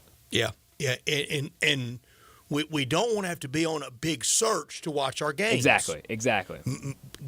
Put it in your lap. Sure. Yeah. And I think, right now we talk about kind of that, layover of not much sports going on. I mean, I think tonight, what's really on? Major League Baseball a lot on, WNBA games on, but no NBA, NHL, obviously Stanley Cup finals tonight. But why aren't you having a game on FS1 tonight? Why are you not? And I understand it's a lot more complex to set up TV schedules than that. But, I think especially this kind of stretch, Brett, that you're talking about, this kind of 40-day window that you have as Major League Baseball, you should be getting as many games on television in front of people as you can, and it doesn't seem like Major League Baseball is doing that. Feels easier to find the NBA, doesn't it? Oh, absolutely. Well, it is. It simply is. And we know the easiest, the NFL, because it's a shorter schedule and a shorter year, and it's the ultimate made-for-TV sport. Mm-hmm. Yeah, and so that makes it easy. Major League Baseball's tough. I mean, there's so many days and, so many games. But, I would love to see them, put more of these games in front of, just the casual fans. Because, I know I'm going to be able to find all these games. I'm the guy that subscribes to the MLB TV and stuff like that. Yes, but casual fan that just tuned in last night and said, "Oh, fun game," or tuned in last Saturday and said, "Oh, it was a good game. I want to watch more baseball." They make it very difficult to find these games, and I think it's I think it's a shame. Yeah, I do too, and missing out on some fun stuff. I talked earlier in the week about the divisions. Kind of feel like they're set. The fun, the fight, the rest of the way now through. September 30th. It's going to be for those wild cards. Yeah, no, it absolutely is, and we talk so much about it that all of these teams feel so tight in the wild card races, and it really could be anybody. I think 2 weeks ago you look and you say, the Mets, they're not great, they're not playing well, but now they're 8-2 in their last 10 games, and they're only a half game back from a wild card spot, and so it's that quick that you can make up a ton of ground. I'm just looking at the NL right now, wild card, the 3 teams that are in, Diamondbacks are tied for a spot in terms of games back, and then you've got 1, 2, 3, 4, 5, 6 teams that are all less than 2 games back of the wild card, and obviously still very early. The Mets right there. Exactly. The Mets putting it on the Cubs. They sure are. Yeah, that one's over. But yeah, that's what I was saying. I mean, Mets 8-2 in their last 10 games. They've come out of nowhere, and it's that easy because of all these teams are so tight. If you just catch some fire and go on a little bit of a win streak, you're very much in the mix. Sure can be. Just any kind of good 1 week gets you some separation. No, absolutely. So that's going to be fun. That's for all of them, not just the Cardinals. No, you're absolutely right. And so that's if the Cubs got hot. Sure, and like you mentioned, poor Cubs today showed Imanaga, their guy this year with the start today, but not able to do anything. He's been hard to get to. Extremely hard. I mean, he in terms of not even just the Cubs, Major League Baseball in general, he's been one of the best pitchers this season, but didn't have it today, I guess. Sneaky good series this weekend. Rays at Pirates. Yeah, that will be a good one. That'll be fun to watch. And starting here soon, an early start there. Might be getting a little late for the Rays. Time to do something. Definitely need to do something. And there's several teams out there in that the Pirates, position. Not DOA. No, not at all. You look at both these teams. Rays 36-39, Pirates 36-38. Both could do something, but I think you have more faith in the Rays where that team is right now. But I think this is kind of a series that if you're the Rays, you want to try to get out there and at least try to take 2 of 3 this weekend and maybe improve that. Then if you win 2 this week and you come out of here 1 game under 500, I think you feel good about yourself. I went to AutoZone Park last night and we talked about it. I'm going tonight, not going tomorrow night. It's wrestling night tomorrow, Brett. But I'm thinking, I'm rethinking tomorrow night. Okay. I think I'm gonna go. You gonna get in the ring? I'm going in. Oh, I love it, Brett. I love it. Into the squared circle. I love it. Why not? Over the top rope. Do you have a like a signature move yet? Like a standing upright. Okay. Is the signature move. That's pretty signature, I guess. No, the only wrestling skit I would ever be involved in is if they were just going at it, just gnashing away, beating the at each other. They're both, as Jack Eaton used to call it, rendered senseless, out for the count. Sure. And I go in and just put my foot on them and they count them out. Oh, I love that. That's one of the classic moves. Oh, that's great. Just hardly lift a That's finger great. and you're the winner. Just put the foot on them and tag them out. That would be or great. count them out. That'd be great. Yeah, tomorrow night, wrestling night. As Jack Eaton would say, he would do wrestling highlights on Monday night. Interesting. During the 10 o'clock news, and he would talk. If one of them laid one out, he goes, "Oh, as he lays rendered senseless." I love that. That's great. Well, good times. I hope they have fun tomorrow night with wrestling night for the Redbirds. I unfortunately won't be there either. We know those shows. Oh man, bad guy never wins. Never wins, and you got told straight. I ran into the ruffian last year. year. You sure did, and he told it to you straight. That guy's arms were bigger than my whole torso. You know, Brad, I believe it. Man, he was huge. Yeah. I said, "You lost?" He said, "Yeah." We never win these shows. Well, that's at least he's okay with it. At least he knows what comes with the gig, I guess. But let's go ahead and get to a break. He got paid one way or the other. Hey, that's right. That's his job, I guess. Is you're gonna be the loser here, and that's okay. Get the paycheck. But let's get to a break. When we come back, it'll be time for Big Number of the Day.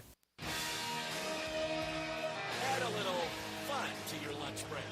Join Johnny Radio for Sports 56 Happy Hour from 11 to 1 every weekday on Sports 56 and 98.5 FM. It's time to ride during the Gossett Mitsubishi Motors Summer Sales Event. Check out 43 MPG Highway in a new 2024 Mitsubishi Mirage. $17,935 or $249 a month. Need extra room for your vacation? Let Gossett make it happen with 2024 Mitsubishi Outlander. $30,490 or $449 per month. And go for miles and miles with 420 total range in 2024 Mitsubishi Outlander PHEV. $599 a month. Plus peace of mind with Mitsubishi's 10-year, 100,000-mile powertrain limited warranty. Gossett Mitsubishi, 1870 Covington Pike, and 24/7 at MemphisMitsubishi.com. If you want it, we got it at Gossett Motor Cars. Rebate, 500 loyalty rebate. Mirage Outlander 84 months. Mirage RHO 10934. MSRP 18435. Outlander RZO 55981. MSRP 31490. PHEV RZO 35245. MSRP 48065. Includes 1095 acquisition fee. Sale price includes all rebates and incentives. Excludes processing fee of $695. Lease terms includes processing fee of $695. 15 cents per mile excess wear and tear. With approved credit, see dealer for complete details. Offer valid through end of the month. Dealer stock only. When you think about insurance and you want great value without sacrificing great service, I want you to think one place: the Eflin Insurance and the entire Eflin Insurance team. Matt and his group of professionals will access 10 leading companies to find the right home and auto program that fits your budget and your absolute needs. The Eflin Insurance team, the number 386-GER, 386-4777.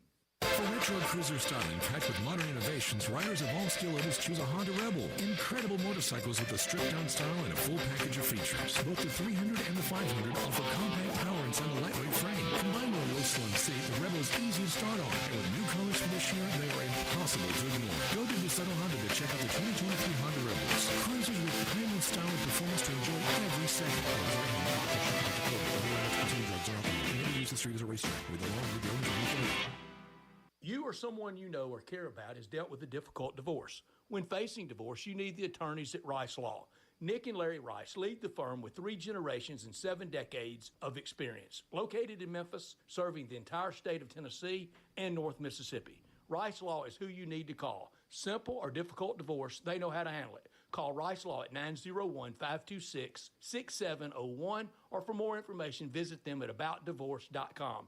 That's aboutdivorce.com. I've got him on the line, rockin', Ronnie Smith, and Ronnie, I hear it's the Make This the Summer event going on now at Gossett Chrysler Dodge Jeep Ram Fiat. That's right, Randy. I've got 2024 Ram 1500 Tradesman Quad Cab 4-wheel drive, $649 a month. Man, that is awesome. What else you got, Ronnie? 2024 Jeep Gladiator Sport 4-wheel drive, $659 a month. That's a hot deal on Gladiator Sport. What else you got? Get super power in a 2023 Charger RT Skypack, $698 a month. That's $8,600 off MSRP. So drive past the rest and come to the best at Gossett Chrysler Jeep Dodge Ram Fiat on the bike. Or shop online anytime at GossettMotorCars.net.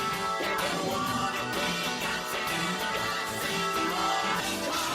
75 months, 5,000 down. Ram RN 194282, MSRP 48,595. Jeep RL 116172, MSRP 51690. Charger PH 612877, MSRP 55110. Price includes all rebates and incentives and excludes PF 695. Payments include PF 695. All exclude tax, title, and license with approved credit. See dealer for complete details. Dealer stock only. Now back to Sportstime on Sports 56 and 98.5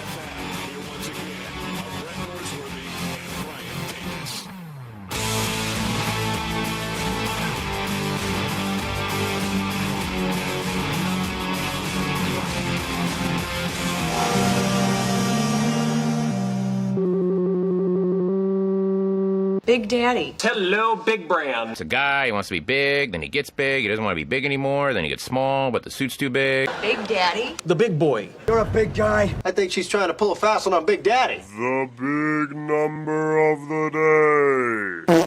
Well, Brett, my big number today, it's actually a Chicago White Sox big number. So a baseball big number, but Connor supply for you?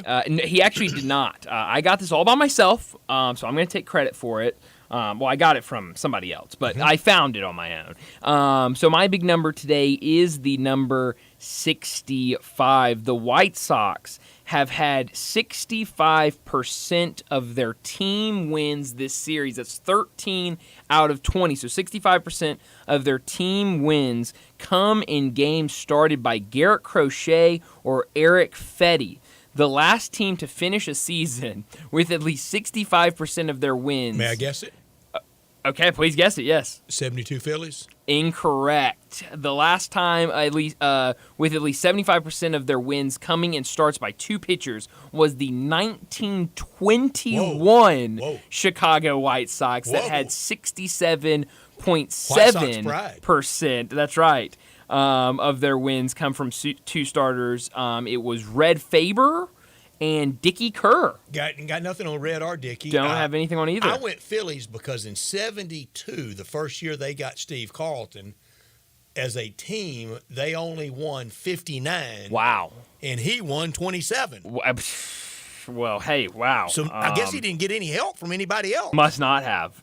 That's incredible. Was quite a I team, guess though. so. And here's the thing. I bring that up today because Eric Fetty going tonight for the White Sox against the Detroit Tigers on the road. So maybe something, if you're wanting to gamble on a baseball game, maybe something to keep an eye on tonight. Did the quick math. 27 out of 59 is 45%. Wow. I wasn't doubting you. No. I mean, Steve Carlton got zero Sure. help. Yeah, literally zero. He won That's 27 crazy. that year. My big number, any penalty for using the same big number twice in 1 week? If it is, I think we can waive it this week. Okay, I'll allow it. It's 24. I'll Second definitely time this allow week for it. Willie Mays. Yes. Last night was so good. For as sad as losing someone, but 93 great years. Hadn't it been great? The people that may have been learning about him for the first time, the people that, it's all been confirmation of his greatness. But I'm going to go with 24 again. Second time in 3 days. Willie Mays played in 24 All-Star games.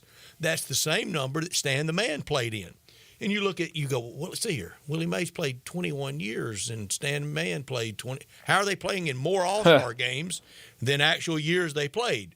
Remember, in 59, 60, 61, and 62, we had 2 All-Star games a summer. Oh, that's right. Usually one in a National League site and another one in an American League site. But in 1960, it wasn't. Both were in American League cities. 1960 at Yankee Stadium and at Municipal Stadium for Cleveland hosting. And Willie Mays, I think, won the All-Star MVP twice. Stan the Man never won it. They didn't start having the designation, the honor of an MVP until the 62 All-Star game. Wow. How about that? I mean, just guys out there doing their thing I guess so. For free. Why not? 59, 60, 61, and 62, 2 All-Star games. They would play one around the time we do it now in July. Sure. And then they would play the other one in early August. Interesting. Huh. That's interesting. Yeah, no, last night was awesome. And I showed you my Stan the Man Willie Mays. You did. Oh, that art was in my house. That was good stuff. Those two. Yeah, you showed me that the other day. 24 All-Star games for both of them. Wow, that's incredible. No, but I did love last night on Fox. Just the entire broadcast was so well done. And there's that great picture of Stan the Man in 62. And one of those All-Star games being played in Washington at the Senator Stadium that later became RFK. Sure. And him pregame going over and shaking hands with President Kennedy in the presidential box. Oh, wow. At afternoon game in D.C. Yeah, wow. And a year and 5 months later, President Kennedy was assassinated. That's crazy. It's my favorite Stan the Man memorabilia out there, and I can't get my hands on one. Oh yeah, that's incredible. And when he was still alive, his grandson, and because it was the business they were in, he would sell a lot of those with Stan the Man's autograph on. Yeah. Oh wow, how about that? But I never could land one. Wow, that's too bad. Well, that's a good story though, nonetheless. I'm watching. I turned on Live. Okay, I'll be completely honest with you, Brett. Who's leading? Abraham Answer. I want the former winner in Memphis. That's right. I want the team lead. Who's leading the team? Ooh, the Fireballs, maybe. Is that Sergio's team? And he was in Fireball gear last weekend. Yes. In fact, his bag looked like him. Yeah. I could hardly tell the difference. Yeah. Well, very like colorful. The caddy was carrying him. That's right. Very colorful. I'm watching Live. They're obviously in Nashville this weekend for their event. And we hate Nashville, don't we? We're supposed to, right? We're supposed to, at least. I've only been to Nashville once, and it was a great experience, so I can't hate on it. I got nephews and little nieces and little nephews. Sure, there, so. yeah, why not? Sorry. So you can't hate it, hate. yeah. One thing about Live, it shocks me every time. It's weird to watch. The shorts. I mean, that is, and I'm not like a big stickler of that or anything like that. It was different last week on Wednesday in practice rounds. Yeah. At Pinehurst. But like seeing I was just looking over a second ago. I mean, they wouldn't even let the caddies for a long time. Yeah. Boy, and out here people would just be soaked. Oh man. It's crazy. But I was watching. Like some of these big time guys that like forever you've seen on the tour, like John Rahm. I saw him. And he's in shorts, and I'm like, whoa. And you see those calves. Oh, absolutely. That, too. And you know where a lot of that power comes from. Oh, yeah, absolutely. And so it's interesting. But, I mean, nice course. I don't know what course they're playing at in Nashville, but it's a I don't either. I don't know the Nashville golf scene at all. I don't know it in the slightest. I don't know that I could really name you a name of the top two. I know I can't. The top 2 or 3 courses. Yeah, I think Golf no Club idea. of Tennessee, is it there in Chattanooga? I don't know. I'm proving I don't Good know. Good question. I just thought about this. Melinda's brother lives in Nashville, and I'm about to text him and ask him if he's going to Live over the weekend. I want to know if anybody goes. I want to know what the scene's like. I want to know, and this feels like what I know about Live and kind of like this party golf scene that they're trying to do. DeChambeau made it. Last week. For sure. That seems like his scene, and so I'm curious if anybody goes and what it's like up in Nashville. I just want a Crushers update. I want Crushers gear, Brett. I mean, I don't know about you. Give me like a Crushers hat or something. Very generic logo, though. I don't know if you could probably find a Crushers hat like at your Walmart those names somewhere. Sound like every fantasy football league I was ever in. That's right. Names of those teams. You got the Fireballs leading right now, the Crushers in second, and Torque maybe in third. And there's a High Flyers in there. And there's High Flyers. There was a friend of mine. His fantasy football team forever was High Flyers. Really? Forever. That's great. And now it's a Live team, so maybe you could get some like royalties from that or something. I don't know. Let's go ahead and wrap up this second hour and get to a break. And when we come back to start our third and final hour, we're talking more college football with Josh from College Football Nerds.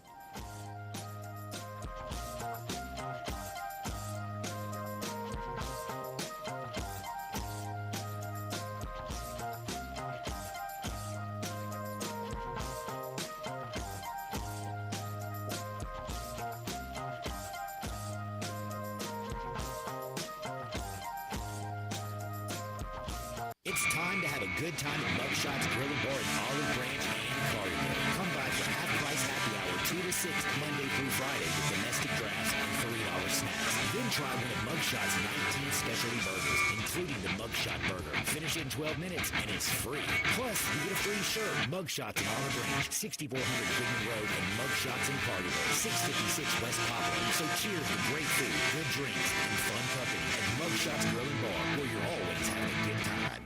Hi, this is Troy Fiveash, owner of Fiveash Roofing. In these uncertain economic times, there are so many things as a contractor and a business owner that I cannot control. The rising cost of materials, not to mention fuel and transportation costs. In the last 2 years, shingle prices have almost doubled, and commercial materials have doubled. And I don't have to tell you what fuel costs these days. But you know what I can control? How much markup I put on a project. I have always prided myself in knowing I never gouge a customer. But in an effort to ensure my crews have work and my customers are being treated fairly, I have lowered my profit margin, hoping to give you a price you can live with and keeping my crews busy.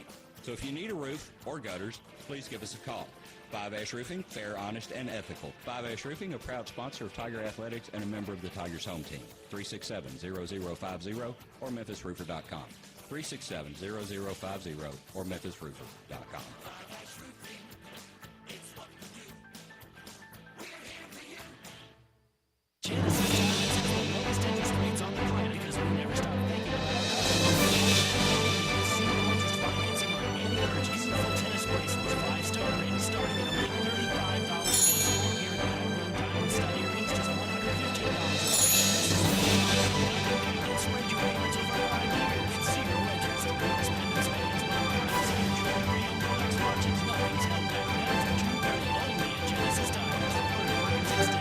See store for details. This is the story of the one. As a maintenance engineer, he hears things differently. To the untrained ear, everything on the shop floor might sound fine, but he can hear gears grinding and a belt slipping. So he steps in to fix the problem at hand before it gets out of hand. And he knows Granger's got the right product he needs to get the job done, which is music to his ears. Call, clickgranger.com, or just stop by. Granger. Once you get it done.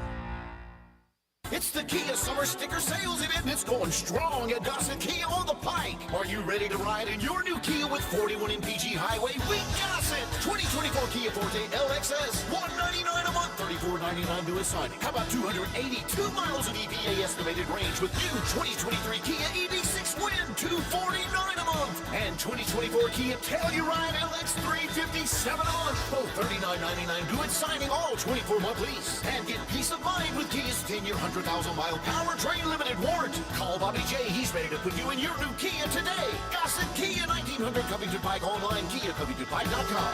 If you want it, we got it at Gossett Motor Cars. Rebates and incentives. Lease includes PF 695, 650 acquisition fee, EV6 P561 0964, MSRP 50,200, Telluride RG 510 849, MSRP 38305, Forte LXS RE 78169, MSRP 21820. Must finance through Hyundai. Excludes tax title and license. See dealer for complete details. Offer valid through 6/30/2024 with approved credit, dealer stock only. I'm with John Burgos from the world-famous Rendezvous in the Alley since 1948. Brett, we have catered parties all over this country and all over the world, from Singapore, Australia to Central Park in New York. But many people don't realize how much we do locally. For holiday events, office parties, tailgating, birthday parties, you can't do better than the Rendezvous. For example, you can get a cheese and sausage tray for 15 to 300 people for $3.75 per person. You can even build your own nacho bar for $10.50 per person. All you need is a minimum of 15 people. In many cases, we can arrange delivery and full-service catering. We've even made it easy to get to-go items. You can just park at our front door in the alley, put on your flashes, and we'll get you going ASAP. For all your catering items and prices, go to hogsfly.com, click on menu, and drop down to catering. Thank you, John. The Rendezvous, Mr. Charlie Burgos' Rendezvous in the Alley since 1948 and celebrating its 75th year.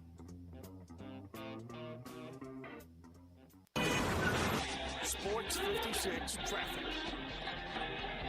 Good afternoon. MPD on the scene of a couple of accidents out here. Here's what we're seeing. Still heavy traffic trying to get down through the Midtown area.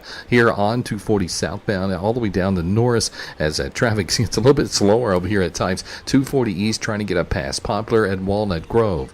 Hey, 24/7 reliable crane and rigging services right here in the Memphis area. Yes, it's Tomahawk Crane and Rigging. I'm Commander Chuck with your on-time traffic.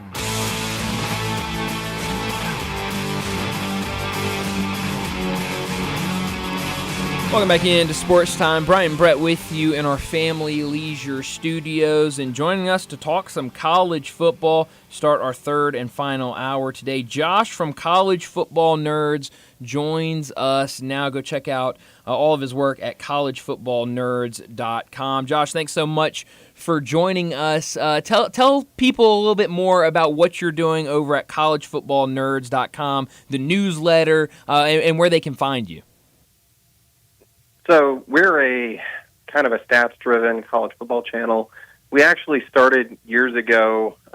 Honestly, we were called, SEC fans on YouTube and podcasts. We've been going about 7 to 8 years now, and we changed to College Football Nerds because we started doing more national stuff. And essentially, we were kind of riding the early wave of Moneyball analytics. My background was in engineering. My co-host background is in applied data science. We've been pretty successful in what we've been doing, and we've just been doing game previews. So if you go check out College Football Nerds on YouTube or on your major podcast platform, you'll see we usually do previews for the biggest games. And our goal is to not give hot takes, but to do a few games a week, an actual 30, 40-minute deep dive into the game, try to find stats and some sort of objective reason for why we pick a given team to win. And we've taken that further. So at collegefootballnerds.com, you can actually go in and look at stats, including some stats we have developed for our own platform. And you can model any two teams against each other. So right now, I think you can still go on there and you can model any two teams from last year, and we have them play each other. We've developed our own pretty sophisticated model using some machine learning concepts to try to have the teams play each other and have a result. And by and large, we do pretty darn well against Vegas. I think last year was a little over 50% against the spread. We were one of the better models nationally. We beat SP Plus. We beat ESPN's FPI. But this is a sport where numbers help a little bit. But our whole deal is you got to know what you want to use and what not, right? Lies and statistics, right? And so that's what our channel is about. And now with all the moving parts in college football, heck, the rosters itself, all the coaches, that's got to be hard to pin it down because it's really never apples to apples. What was your biggest modeling upset last year? One that you could have said, "Yeah, told you so. We saw it coming." Oh man, that's an interesting question. I would have thought you would have jumped at Bama in the SEC championship game against Georgia. Yeah, I mean, that was a pretty big one. And actually, I'll even say a couple years ago. Josh, I loved Bama all week, and that was after seeing Georgia and saying that was the best team I'd seen all year.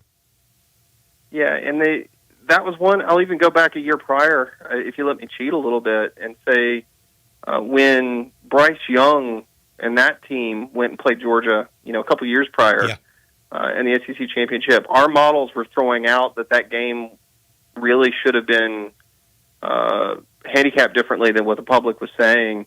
And I ended up on the radio with Sports Illustrated randomly with Josh Pate, and we all kind of got thrown in this big lump. And I was throwing out that a lot of statistics and a lot of the stuff I was seeing from the moneymakers didn't track with a lot of public perception. And one of the big things we always say is the real games, if you really want to see where there is an edge, that you should maybe find value in betting, it comes when everybody thinks it's really obvious one team's going to win, and Vegas is basically begging you to bet on that team. Because I think Alabama was only something like a 3-point underdog in 2021 in that SEC championship game. Georgia was this juggernaut. Alabama had just laid an absolute egg in Jordan Hare against Auburn, and Vegas was saying, "Yeah, we'll give Georgia a couple points." And that really screamed that something was wrong from a public perception standpoint. And people did dump money on Georgia, and Vegas did clean up when they did. Most of the time, our model comes in within 2 points of Vegas' spread, which I think is a good point to our model. And it also points out that the truth is, most of the time, you're really not going to beat Vegas. Their point spreads are dead on with probably what is the average result, right? Like, it is just kind of luck whether or not a team covers or not. Every so often, though, you'll catch where I think basically where Vegas thinks the public has it wrong, and they will play that a little bit, get the public to overbet one side. But it is almost always a game where you look at the line and you go, wow, that's easy money. and whatever side you think is easy money, that's the side that's going to lose. Josh, do you find that when Vegas misses, do they miss more early or late, or is it not an indicator to either? They miss more early. I agree. And here's my early one. I have two. Opening weekend, I think it's on Thursday night. It's North Dakota against Colorado and Coach Prime. Yeah, North Dakota State and Colorado. And North Dakota State. And that Saturday, South Dakota State against Oklahoma State. We know Oklahoma State can kind of come out of the gate slowly. Did last year against South Alabama. Josh, watch those. Put those in and see what the computer spits out. Yeah. Well, and that's one of the big problems is when you run these computer models and you're looking at week one, the computer can only tell you what you give it. Right. Right? Mm-hmm. And so it doesn't have any on-field data for that year's team. Trash in, trash out. Good stuff in, right. Good stuff and out. The way a lot of those models work, FPI works, SP Plus works this way, they want to have a rating week one. So what they actually do is they look at the prior year's results. They say how many of those came back and what are the recruiting rankings of the players that you've plugged in. And for a long time, that's been pretty consistent. We don't actually run our model the first 4 weeks because we only want to run our model on-field data, and you can't run a model week one because there's no such data. And in prior years, those other systems that used the prior year's results, used recruiting rankings, they had beaten us by a little bit because our model, as we always said, it's more a trend predictor, right? It did a good job of telling you this team is what the team is by week 8.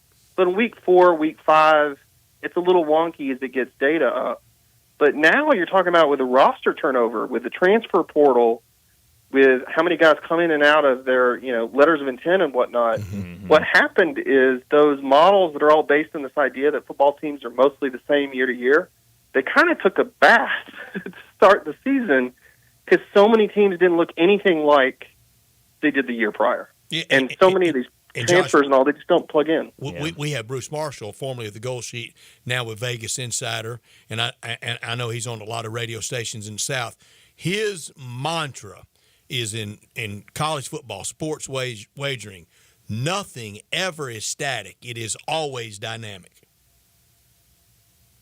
Yeah, I think that's true. And, as we say, you can go in a model, but when you're midway through the year, the biggest thing that our model tends to do is it will tell you, hey, this team is a lot better than you're thinking they are or you're expecting to be. Or maybe this team that gets ranked high, and I'll say Colorado was an example last year. They were ranked high, people were high on them, and our model came back and screamed around week 4 that TCU just wasn't very good, that Nebraska was terrible, and it said, yeah, Colorado is like a 40th ranked team. And they were lucky to beat Colorado State. Yeah.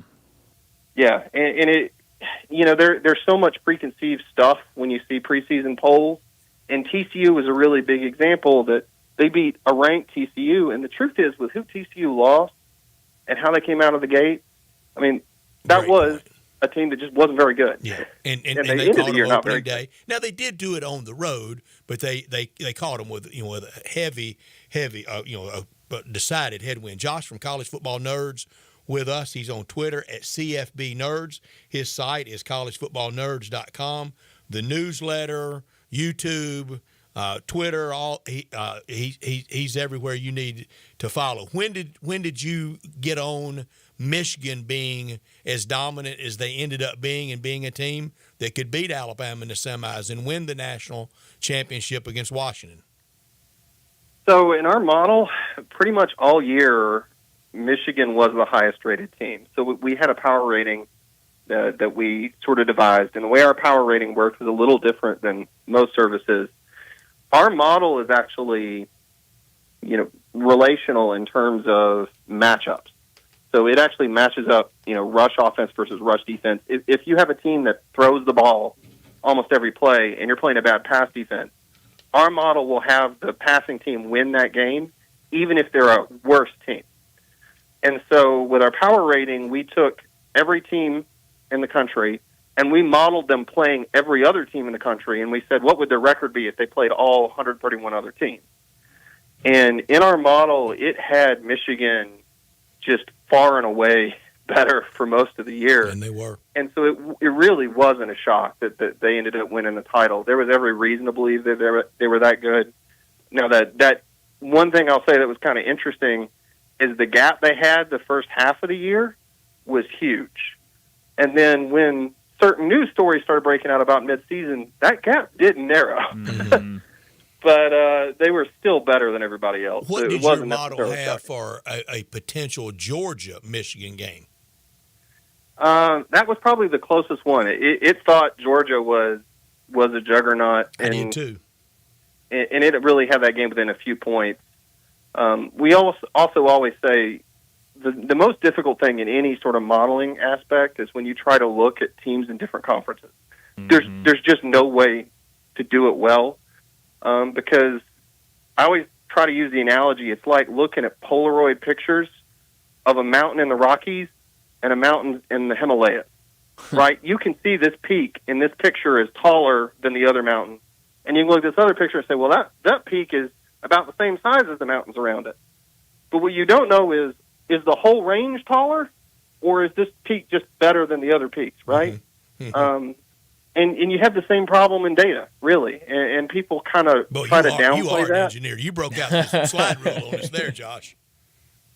Yeah, that is, well, I'll say I'm an attorney now, so I'm a patent lawyer. So my whole job is explaining engineering to juries. Even but more, wow. That's really the problem, and people like to downplay it because, frankly, everybody wants to talk up their models. We try to be realistic with it.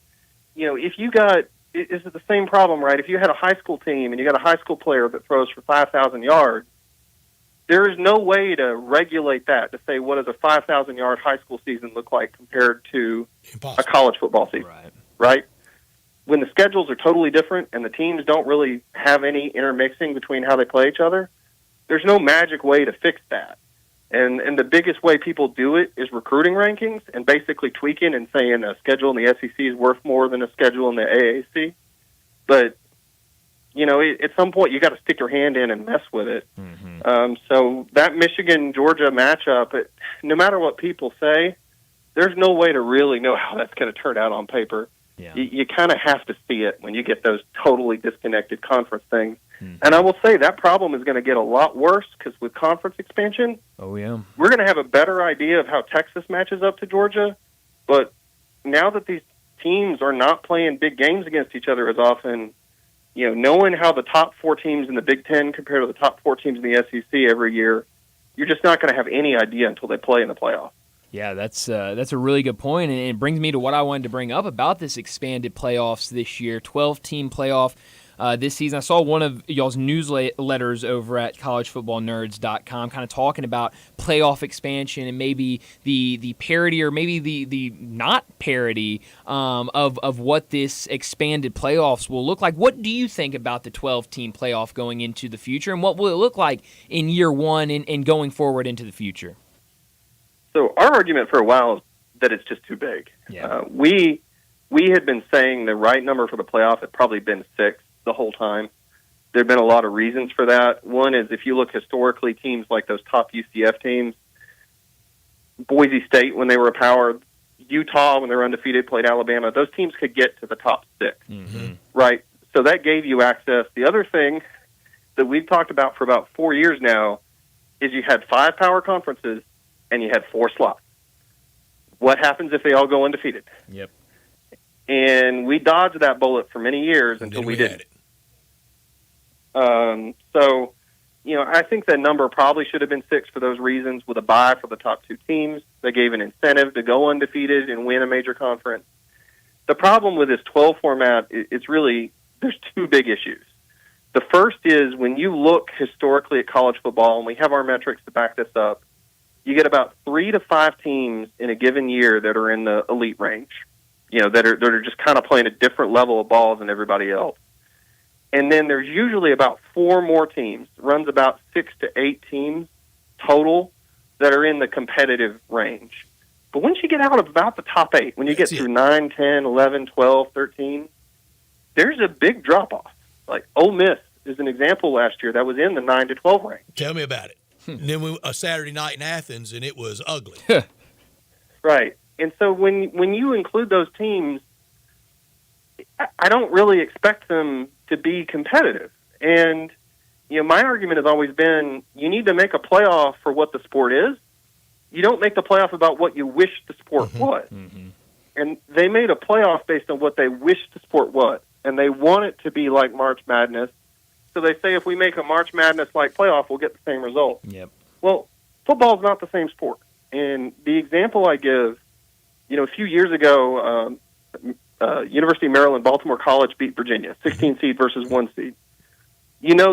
The spread odds to win for Georgia versus TCU in the national championship game were better for Georgia than Virginia was against the 16th seed. Wow. The difference in the sport is that great, that the odds going into the game of a 16 seed upset were better than the national title in college football. So, that's the first side. And the other side is the way they structured it, where you have to have the top 5 champions seeded in the tournament, that the top 4 seeds have to go to conference champions, is really terrible. And I don't think people have fully worked out what that means.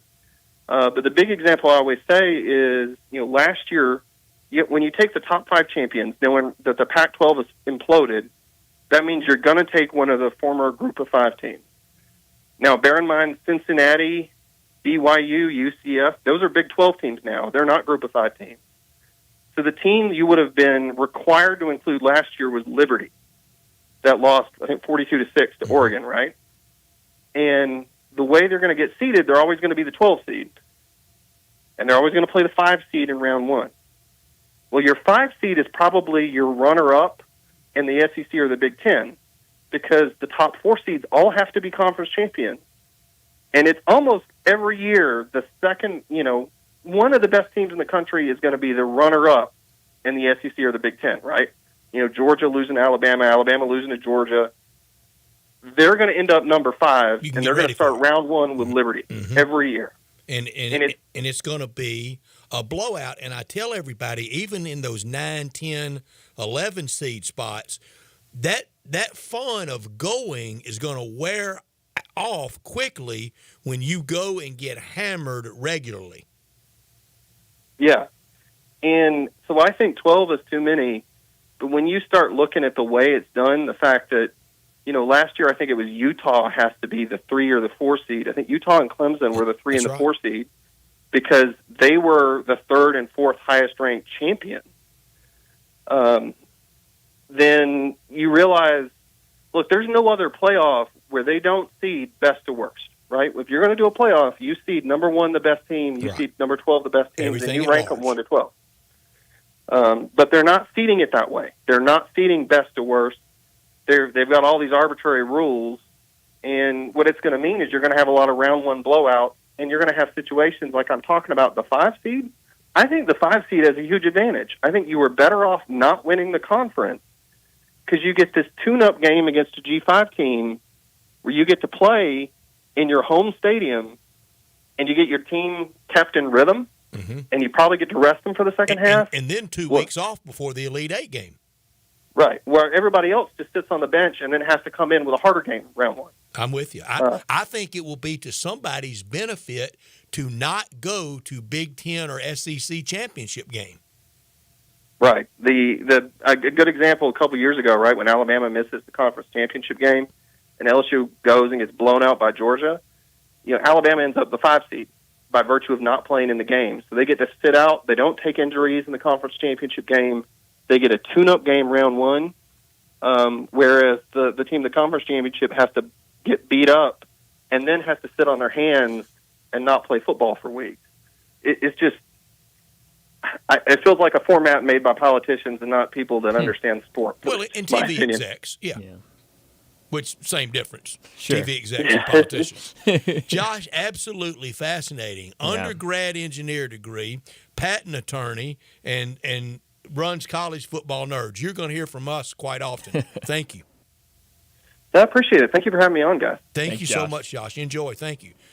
Josh with College Football Nerds, and that was crazy. Stunning. Oh, that was incredibly impressive. Really good. and the site's great. Yeah. I would dip into it last year.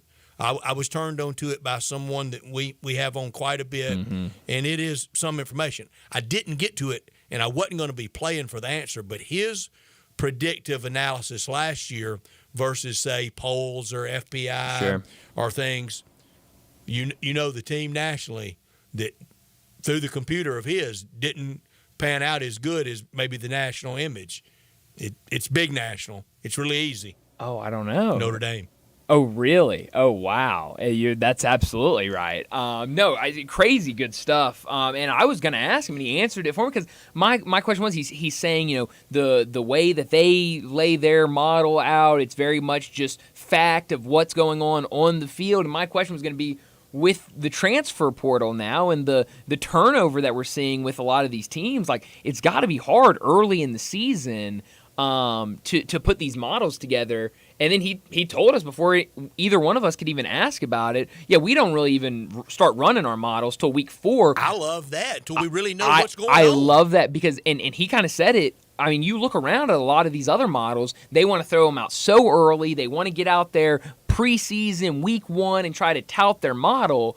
I mean, I think it's smart to wait and see what's happening before you do it. Especially in this era. Absolutely. Where everybody needs a kind of a nameplate. You don't know who they are. Have no idea. I mean, so who's saying, Colorado is the easiest example, but Colorado probably won't look anything like it looked last year because half the team's gone. What about Ole Miss? Ole Miss is another great one. If you're the portal king, exactly, it means you've had a lot of turnover. That's absolutely right. And Bryant, when we said it the day of the spring game, this roster is going to change radically from today to opening day, and it has.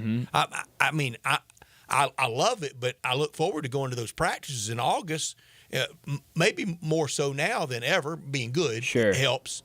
I mean, having the prospect of a double-digit win season over trying to, squeeze into the Poulan Bowl makes it a lot more fun to be down there in August. Definitely. But now to go and learn the team. Well, and that's it. It's an exercise now for you, Brett, being down there before the season starts, before you're on these games talking about to learn this team. It's always like be back in school trying to do homework on these guys. Right. And then you throw in the newer rosters and the changing rosters and all the names, and then the duplicate numbers. Oh, yeah. Oh, absolutely. Already, guys, we don't know. Now we got 2 of them. We don't know either of them. And it's easy for it to happen once last year. I can't remember where we were, but we were in a press box, and the press box announcer, not the public address announcer, Cedric Johnson wore number 2 on defense for Ole Miss. Well, we know who wore number 2 on offense, Jackson Dart. Yeah. And I think Cedric Johnson recovered a fumble, and the press box announcer, fumble recovered by Jackson Dart. Yeah. Well, I mean, he couldn't help that. No, I'm not crushing that person. But all the duplicate numbers, I mean, you just look down there and see the first 2. Yeah. Oh, that's the defensive that's 2. Right. No, you're right. And I've heard that on like smaller, like maybe ESPN Plus game, like even like the broadcast team, that with the duplicate numbers, so many of them now, their spotter or whatever, gives them the name. It's the wrong name. And you're like, oh, no, that wasn't, that guy. We're working the spotters to death. It's crazy. And especially with all the changes and no huddle and the rapid pace. This weekend, I know a lot of people will be wanting to order out and get great food to be brought in, and you can for any occasion, whether you have a big summertime occasion coming up like Vacation Bible School or some type of office retreat. Let Jason's Deli do it. Bringing more to the table. It's a family thing at Jason's Deli. A variety of delicious choices for all 3 meals, breakfast, lunch, dinner. For groups of 5 or 5,000, they have you covered. I don't know if you're going to have a group of 5,000 this weekend, but if you don't want to cook this weekend, let Jason's Deli do it. Low delivery fees, vegetarian, gluten-sensitive options, same-day and last-minute orders welcome. When you feel like you don't have your event planned properly, step aside, let them step in. That's when they excel with professional setup. All the food's free from dyes, artificial trans fat. It's all good and good for you, whether you're dining in, getting it to go, or delivery. I was at Jason's Deli yesterday, and it's wholesome food forever. That's the family thing that they want out of this group here, over 200 area associates with a location somewhere close to you at Ridgeway Road, Poplar and Highland, Olive Branch, and Cordova. All about choice at Jason's Deli. It starts with that great salad bar right in the middle of every location with over 30 items to choose from for you to prepare it however you would like. Then off the menu, you can order the Mesa chicken salad, the nutty mixed up salad, my favorite, the taco salad. Had that yesterday right here at Park Place.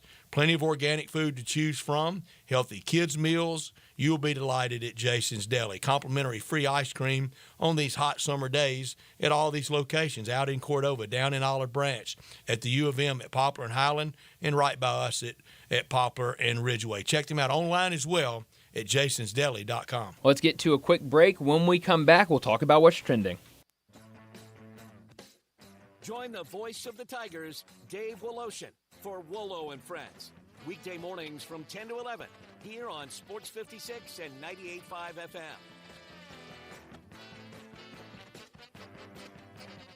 Welcome to the Rendezvous. This is John Vergas. When my dad started the Rendezvous in 1948, I don't think anyone could have imagined we'd still be serving shoulder, cheese plates, and our world-famous dry rub ribs 75 years later.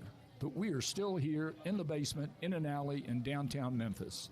We sincerely thank you for making the Rendezvous what it is today. Charlie Vergas Rendezvous, a legendary experience for over 75 years, whether you dine in, pick up, or ship across the country.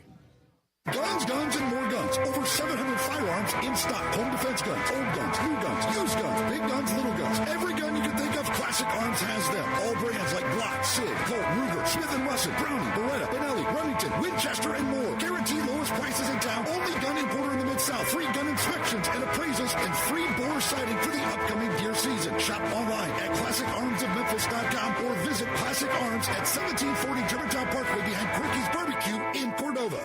It's time to have a good time at Mugshots Grill and Bar in Olive Branch and Carterville. Come by for half-price happy hour 2 to 6 Monday through Friday with domestic drafts and $3 snacks. Then try one of Mugshots 19 specialty burgers, including the Mugshot Burger. Finish it in 12 minutes and it's free.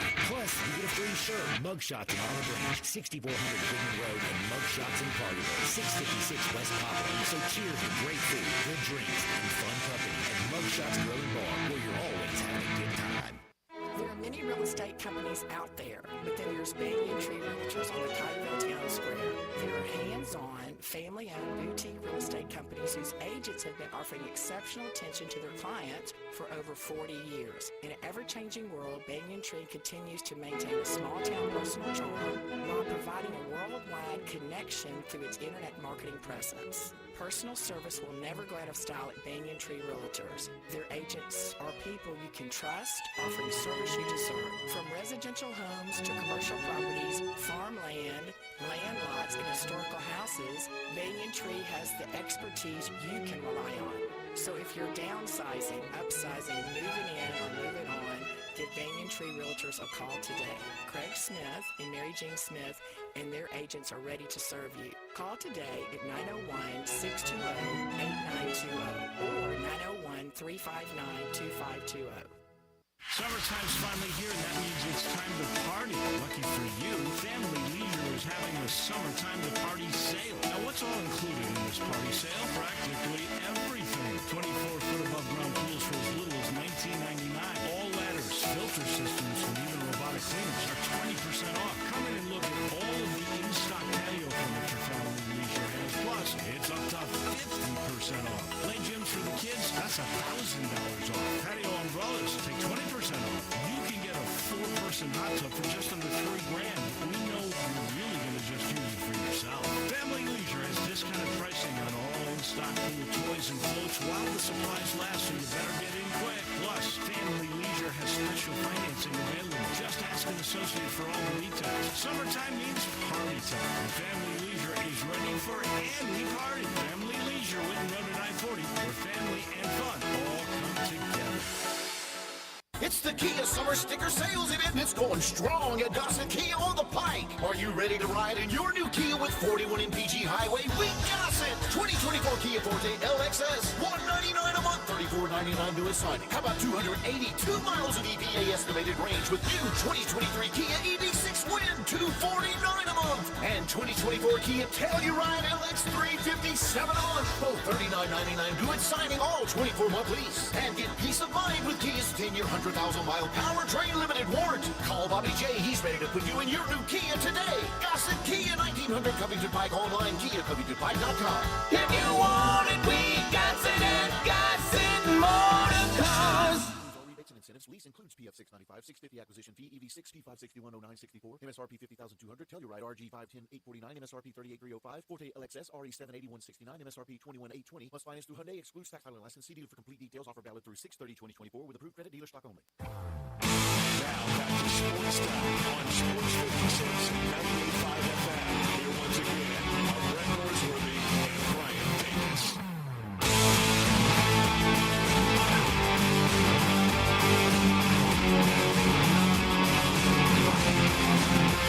Well, Brett, a couple different things I want to get to during What's Trending, but I've got the Olympic trials going on in here. Are these live right now?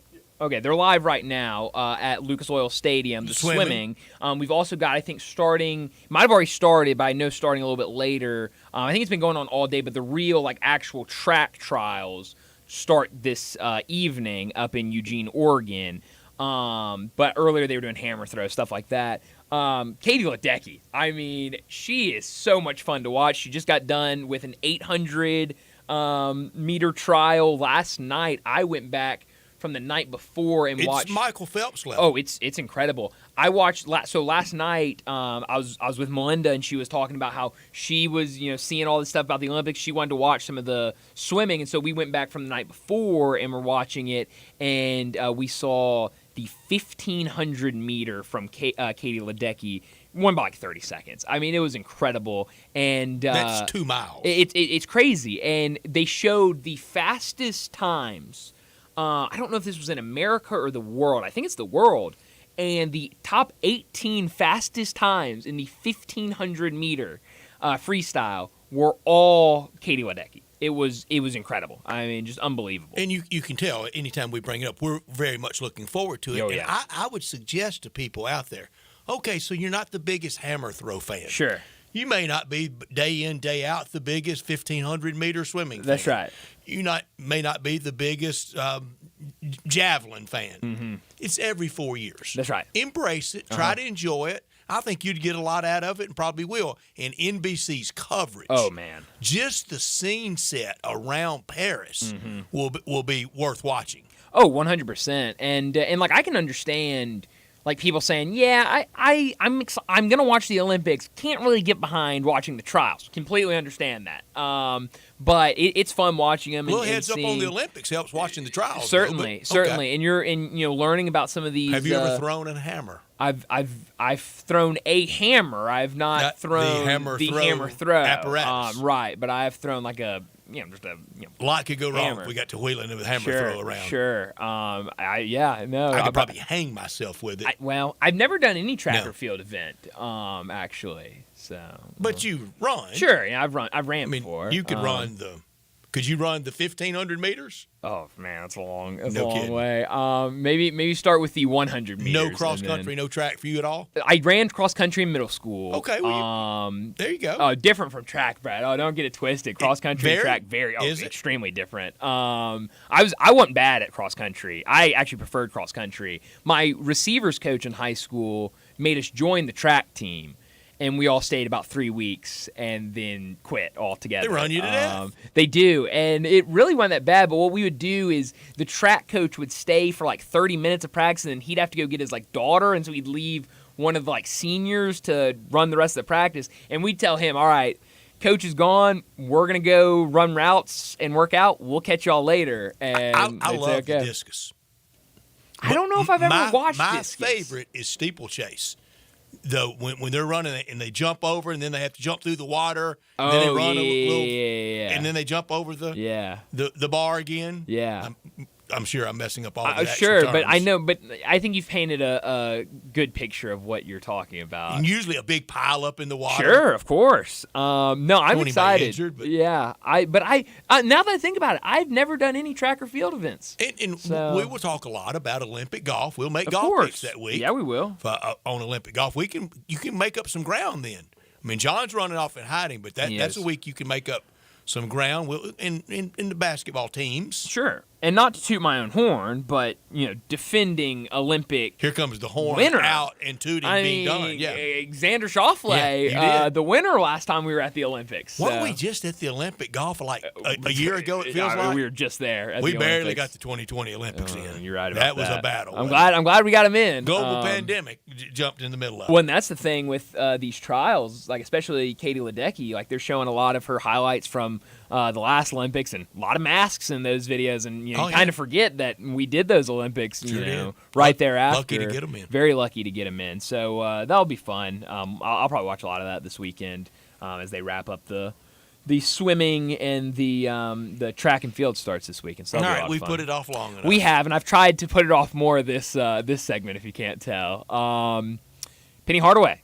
Making a lot of headlines, was on a sports show last night here locally, the Tailor Made Sports Show, about an hour and 17 minutes. And everything I've heard since the end of the season has played out in his appearances this summer. Sure. Very soon after the season ended, I asked someone extremely close to him, how's he doing? And he said, well, not very good. He's about half mad. Sure. A little bit hurt. Doesn't understand the criticism. Sure. Somewhere in there, I said, the criticism, I mean, what's he expect after you get bounced by Wichita State? And he said, well, he thinks he's not appreciated enough. Right. And I mentioned this back then, and I even said, and it's full martyrdom now, and I'm scared to death of how this could end, Brian, whenever it is. He's not going to be fired. Right. He shouldn't be fired. Right. I don't know many around here non-Tiger fans that are pulling against him. No. I mean, it sounded like a lot of grievance at media outlets around town. Who is the media person dogging him? Nobody. I don't know. No. I mean, nobody's calling for his job. Nobody. What people don't want is a first-round exit to Wichita State That's and right. no tournament. That's right. People don't want anything to do. People don't think as much of his highlights of the high points as coach, like winning the NIT, as he does. They think so little of it, wouldn't even go to that tournament this year. Yeah. So quit telling me winning the NIT was something big. Yeah. That's a good point. And I mean, here's the thing. Like, I can understand how I'm sure tough it is to go from one of the greatest players to ever wear a Memphis Tiger uniform to being coach and having to take criticism. It goes with the territory. Exactly. What And did that's he the expect? thing. He's not coaching an AAU team anymore. Right. This is the big leagues. Right. And I'm sure at first it's kind of, you take the job, you think all's going to be well. First time adversity, you're going, oh, okay, this is what happens now that I'm the coach. And you've got to be able to understand that. You got to keep feeding that monster to keep Exactly. that love coming Exactly. from the adoration from the fans. Penny has always required a lot of supplication. He wants it. He wants that fealty. He wants that loyalty from everyone. And now, as a coach, unlike as a player, unlike as when you're off in the NBA, you got to give them wins. Sure. You got to give them advancement in the NCAA tournament, not just in the Bahamas. That was a good chapter. It was. Never mind that Villanova loss was really ugly. It was. We were supposed to just have amnesia over that. And that Villanova team really didn't turn out to be that great of a team. And this quote, I could leave right now. If I leave, it's going to go down hard. The first thing I would say to that is, tell me when it's up. Going to go down? Yeah. You've won one NCAA tournament game. The program itself has not been to a Sweet 16 since 2009. Give me the up. No, I'm with you on that. And I'll be honest, Brett. The biggest issue I had with it was where he, and we've seen this, but even more in this, kind of talking more about how he feels a lot of the criticism he gets is personal. And there were some names that were thrown out, not by him, but I mean, both of the beat writers join shows on this station that are for the two major newspapers in the city. I think both of them do a fantastic job. I don't think anything that has been said about Penny ever since he took the job for him. has been personal at all. They are reporting what is happening with this team, and he even said, like, you know, they're reporting even the smallest things, but that's because fans want to know those things. This fan base is so engaged with this program that they want to know the smallest things that are happening. But there's the paradox. There's the contrast. We want every bit of Tiger news we can get, right? Yeah, oh, absolutely. We spend a lot of time on it because we think the market demands it. And then less than 7,000 you average for attendance. Oh, yeah. Yeah. How is that? Yeah. If it is so popular, if it is so front burner, if it is so we need every square inch of the program covered, why isn't it not better attended and supported? That's a good question. I don't know. And it's a very awkward situation right now. We don't want every square inch. It could be. It be? It could be. Possibly. Could be. Possibly overcovered. It could be. I mean, the and I'm asking the question. Well, I don't have the answer. I mean, I think it's a good one because I think I know in this for 30 years I know to cover Tiger basketball. Sure. Oh, absolutely. You better do it with gusto. Sure, and you're right. I mean, what's happening with the people in the stands is important. We saw the last coach was fired because people weren't showing up to games. Couldn't it fairly be said they are voting with their rear ends in their pocketbooks? Certainly. Yeah. And he's talking about that it will go down hard, like Tiger basketball wouldn't get a good coach. It's like we were talking about the other day. It's not going unoccupied. No, not at all. Not at all. Somebody 35, 36, 38 years old is going to jump at it. Oh, yeah. Now, I think in the bigger picture of anything, it all goes back to a horrible hire when Scott Drew wanted this job. Yeah, definitely. And the character assassination by a couple at him. I hope they feel good about themselves. Yeah. And I mean, look what Scott Drew's done. And now some of them are the biggest finger pointers. It's weird how that works, Brett. Very weird. But I mean, like you said, I don't think there's anybody in this city, media or in general, that wants Penny Hardaway to fail. I think everybody wants him to succeed. I think everybody wants Memphis basketball to be relevant and to be good. But right now it's not, and the team did not have a good season last year, and you've got to take the criticism. You're that coach. The more one charlatan says he's stepping away from sports, I see more Penny columns. Yeah, no, you're right about that. Well, let's go ahead and get to our final break of the day, and when we come back, we'll wrap up today's show with Taco Bell Crunch Time. Broadcasting from the Family Leisure Studio, we are Sports 56 and 98.5 FM.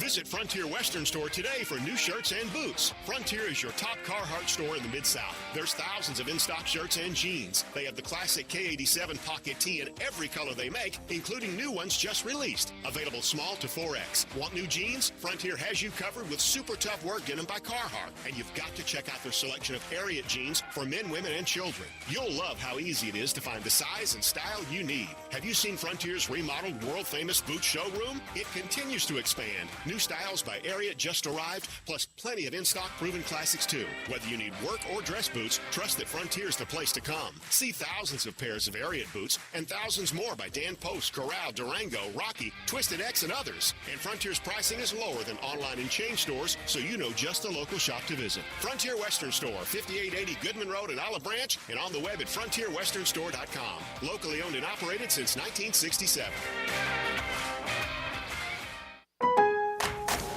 No one knows the importance of a great assist more than Lowe's and Leo Messi. That's why we've teamed up to give My Lowe's Rewards members 10 times the points when Messi makes an assist during CONMEBOL Copa America USA 2024. Activate this offer starting June 20th, so when Messi assists, you score. Shop the day after an assist to earn those extra points. Not a My Lowe's Rewards member? Join for free today.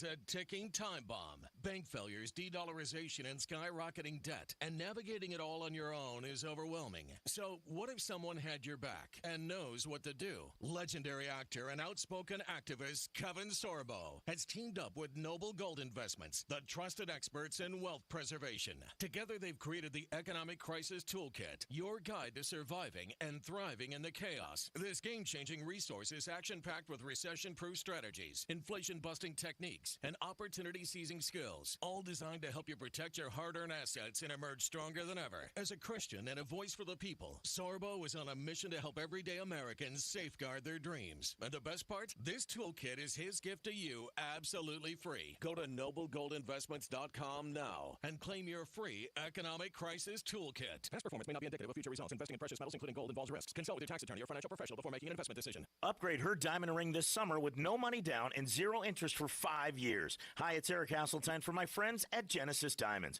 Don't miss this amazing offer from Genesis Diamonds. 5 years, 0 interest financing. Not just on engagement rings, but also on earrings, bracelets, bands, colored gemstone jewelry, and pre-owned Rolex watches. So that luxury pre-owned Rolex Submariner or Explorer starts at only $150 per month. Now through the end of June at Genesis Diamonds on Poplar at Perkins Extended.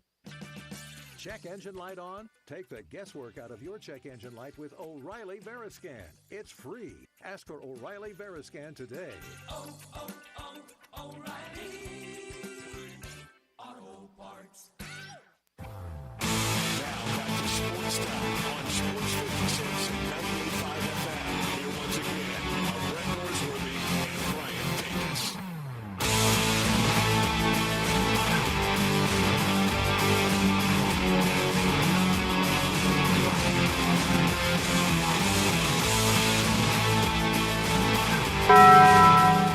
This is pretty cool, and we're just getting started, so.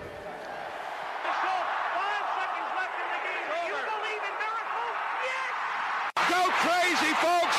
Go crazy! This is Geraldo. It is crunch time. You are looking live. In your life have you seen anything like that? Goodbye! Hello, high school. It's obviously crunch time. Hammer, nail, coffin. This baby is over. The double steak grilled cheese burrito, so good. Double the steak with nacho cheese sauce, seasoned rice, red strips, sour cream, and the 3-cheese blend wrapped inside a warm flour tortilla, with even more 3-cheese blend grilled on the top. The double steak grilled cheese burrito, it hits the spot now at Taco Bell. And at Taco Bell, when they say they are feeding people's lives with unexpected good, they mean it. Bowl food you can't get anywhere else. Well, Brett, what I learned today, I actually learned it last night, but it was after we were done here, so I bring it to the table today. Tomorrow, 4-star quarterback Antoine Hill will make his commitment. Here we go. It was announced last night. He was, I think, originally slated to commit on his birthday, which I believe is July 13th. But he has since moved that commitment date to tomorrow between the Florida Gators and the Memphis Tigers. He visited Florida towards the end of May. Visited Memphis here on the 7th. Would be the biggest Tiger recruit commit ever. It would definitely be. I mean, I don't have a list in front of me. It'd be top 2, top 3. Jerry Eckwood in the 70s from Brinkley, Arkansas, that didn't fulfill the commitment, ended up going to Arkansas. Right. It'd be close. Yeah. So I mean, it's going to be a big day tomorrow. A lot of eyes going to be on. I don't have a specific time on when he's committing. I know it's just tomorrow. I feel really good where the Tigers are at right now. I think they've put themselves in a really good spot. Here's basically what it comes down to. And this isn't everything, but this is what it comes down to. In my mind, at least. You can go to Florida, and you're going to sit a couple of years behind Lagway, who's the next quarterback there. They're going to bring in one every year. And they're going to bring in one every year. And they've told him, I mean, he's said this in stories that they have told him they want him to come in, learn for a couple years. When Lagway's done, hopefully in the NFL, that it will be his turn to take over. So probably a redshirt sophomore. Your recruiting pitch so far. Junior. On the other side, you've got the University of Memphis, where Seth Hennigan is getting ready to finish his final season. Next year, his first year as a freshman. We know that place produces quarterbacks. Absolutely. He can come in day one and compete for the starting job. And at Memphis, you have that group of 5 spot. Memphis is going to put themselves in a position to be around that spot. I think the Tigers are in a really good spot. Here's another one. bar's been set high at quarterback at the University of Memphis. You may or may not get over Paxton Lynch, Riley Ferguson, Brady White, and Seth Hennigan. But at Florida, you ain't passing Tim Tebow. No, you are not. You're absolutely You're not passing Danny No, Werfel. no, not at all. Not at all. What I learned today, everybody says look out for Oklahoma City. But haven't we heard that really forever? For a long time from Oklahoma City, the Thunder. Very lauded Sam Presti. When's he hung a banner? When we've had a parade. I've missed them. How many parades in OKC? We've been here before with Oklahoma City. No, yeah. They're going to be something to deal with for a sure. while. But slow down on the Sam Presti praise, but boy, he is loved. No, he absolutely is. What I could have done without, it's got to be the comments made by Penny Hardaway on the Tailor-Made Sports Show. We talked about it. Didn't he just in our last rim-wreck segment. Scott Drew's winning record? He did, and I need to go back and listen. I'm pretty sure he said that Scott Drew had 12 or 13 either losing seasons or bad years, he said, until and I went back 4 losing seasons for Scott Drew before he turned around. Look, I know a lot of the situation he inherited, including a former player being killed by a teammate. I'll give him the benefit of the doubt there on that. But I really feel bad for Penny Hardaway right now with what his mother's health is. They talked about that a lot in this show, and obviously. That's really sad, and I hate that for him. But, later when he started talking about feeling like a lot of these criticisms were personal, I don't see any of these stories that have been out there that is anything personal against Penny Hardaway, the person. I think for the most part, everybody loves Penny Hardaway, the person. What he's done for Memphis, they want him to succeed. People want him to succeed. I don't want to speak for any of the beat writers in the city, but I think it's probably better when the team is better to cover them. And so I really don't think anything's personal. But, one way to avoid criticism is to go out there and produce. The criticism won't be there if you're advancing in March Madness. That's right. I could have done without the Orioles. They needed to save some of those runs yesterday. That final score, they had 17. That was 2 Johnny Unitas touchdown passes, one to Sam Haverlack and one to John Mackey, with Jim O'Brien kicking a field goal to beat the Yankees 17-5. The AL wildcard picture looks a lot different than the National League wildcard picture. Oh, it absolutely does. Some teams that can win it all. You're absolutely right about that. Where are you beaming tonight? Beam me. I'm going to go to AutoZone Park, but would like to be in St. Louis for the rest of the weekend for the resumption of the Cardinals-Giants series. Cardinals at 500, Giants at 36-40. That's what the National League wildcard picture looks like. You can make some noise with a not very good record. All time, the Giants lead 1,088 wins to 985 for the Cardinals. They only play 6 times a year now. It'll be a long time before the Cardinals ever catch that. Yeah, no, you're right about that. Beam me tonight to Edmonton, Alberta. I said Edmonton, Ontario last week, but Were you corrected?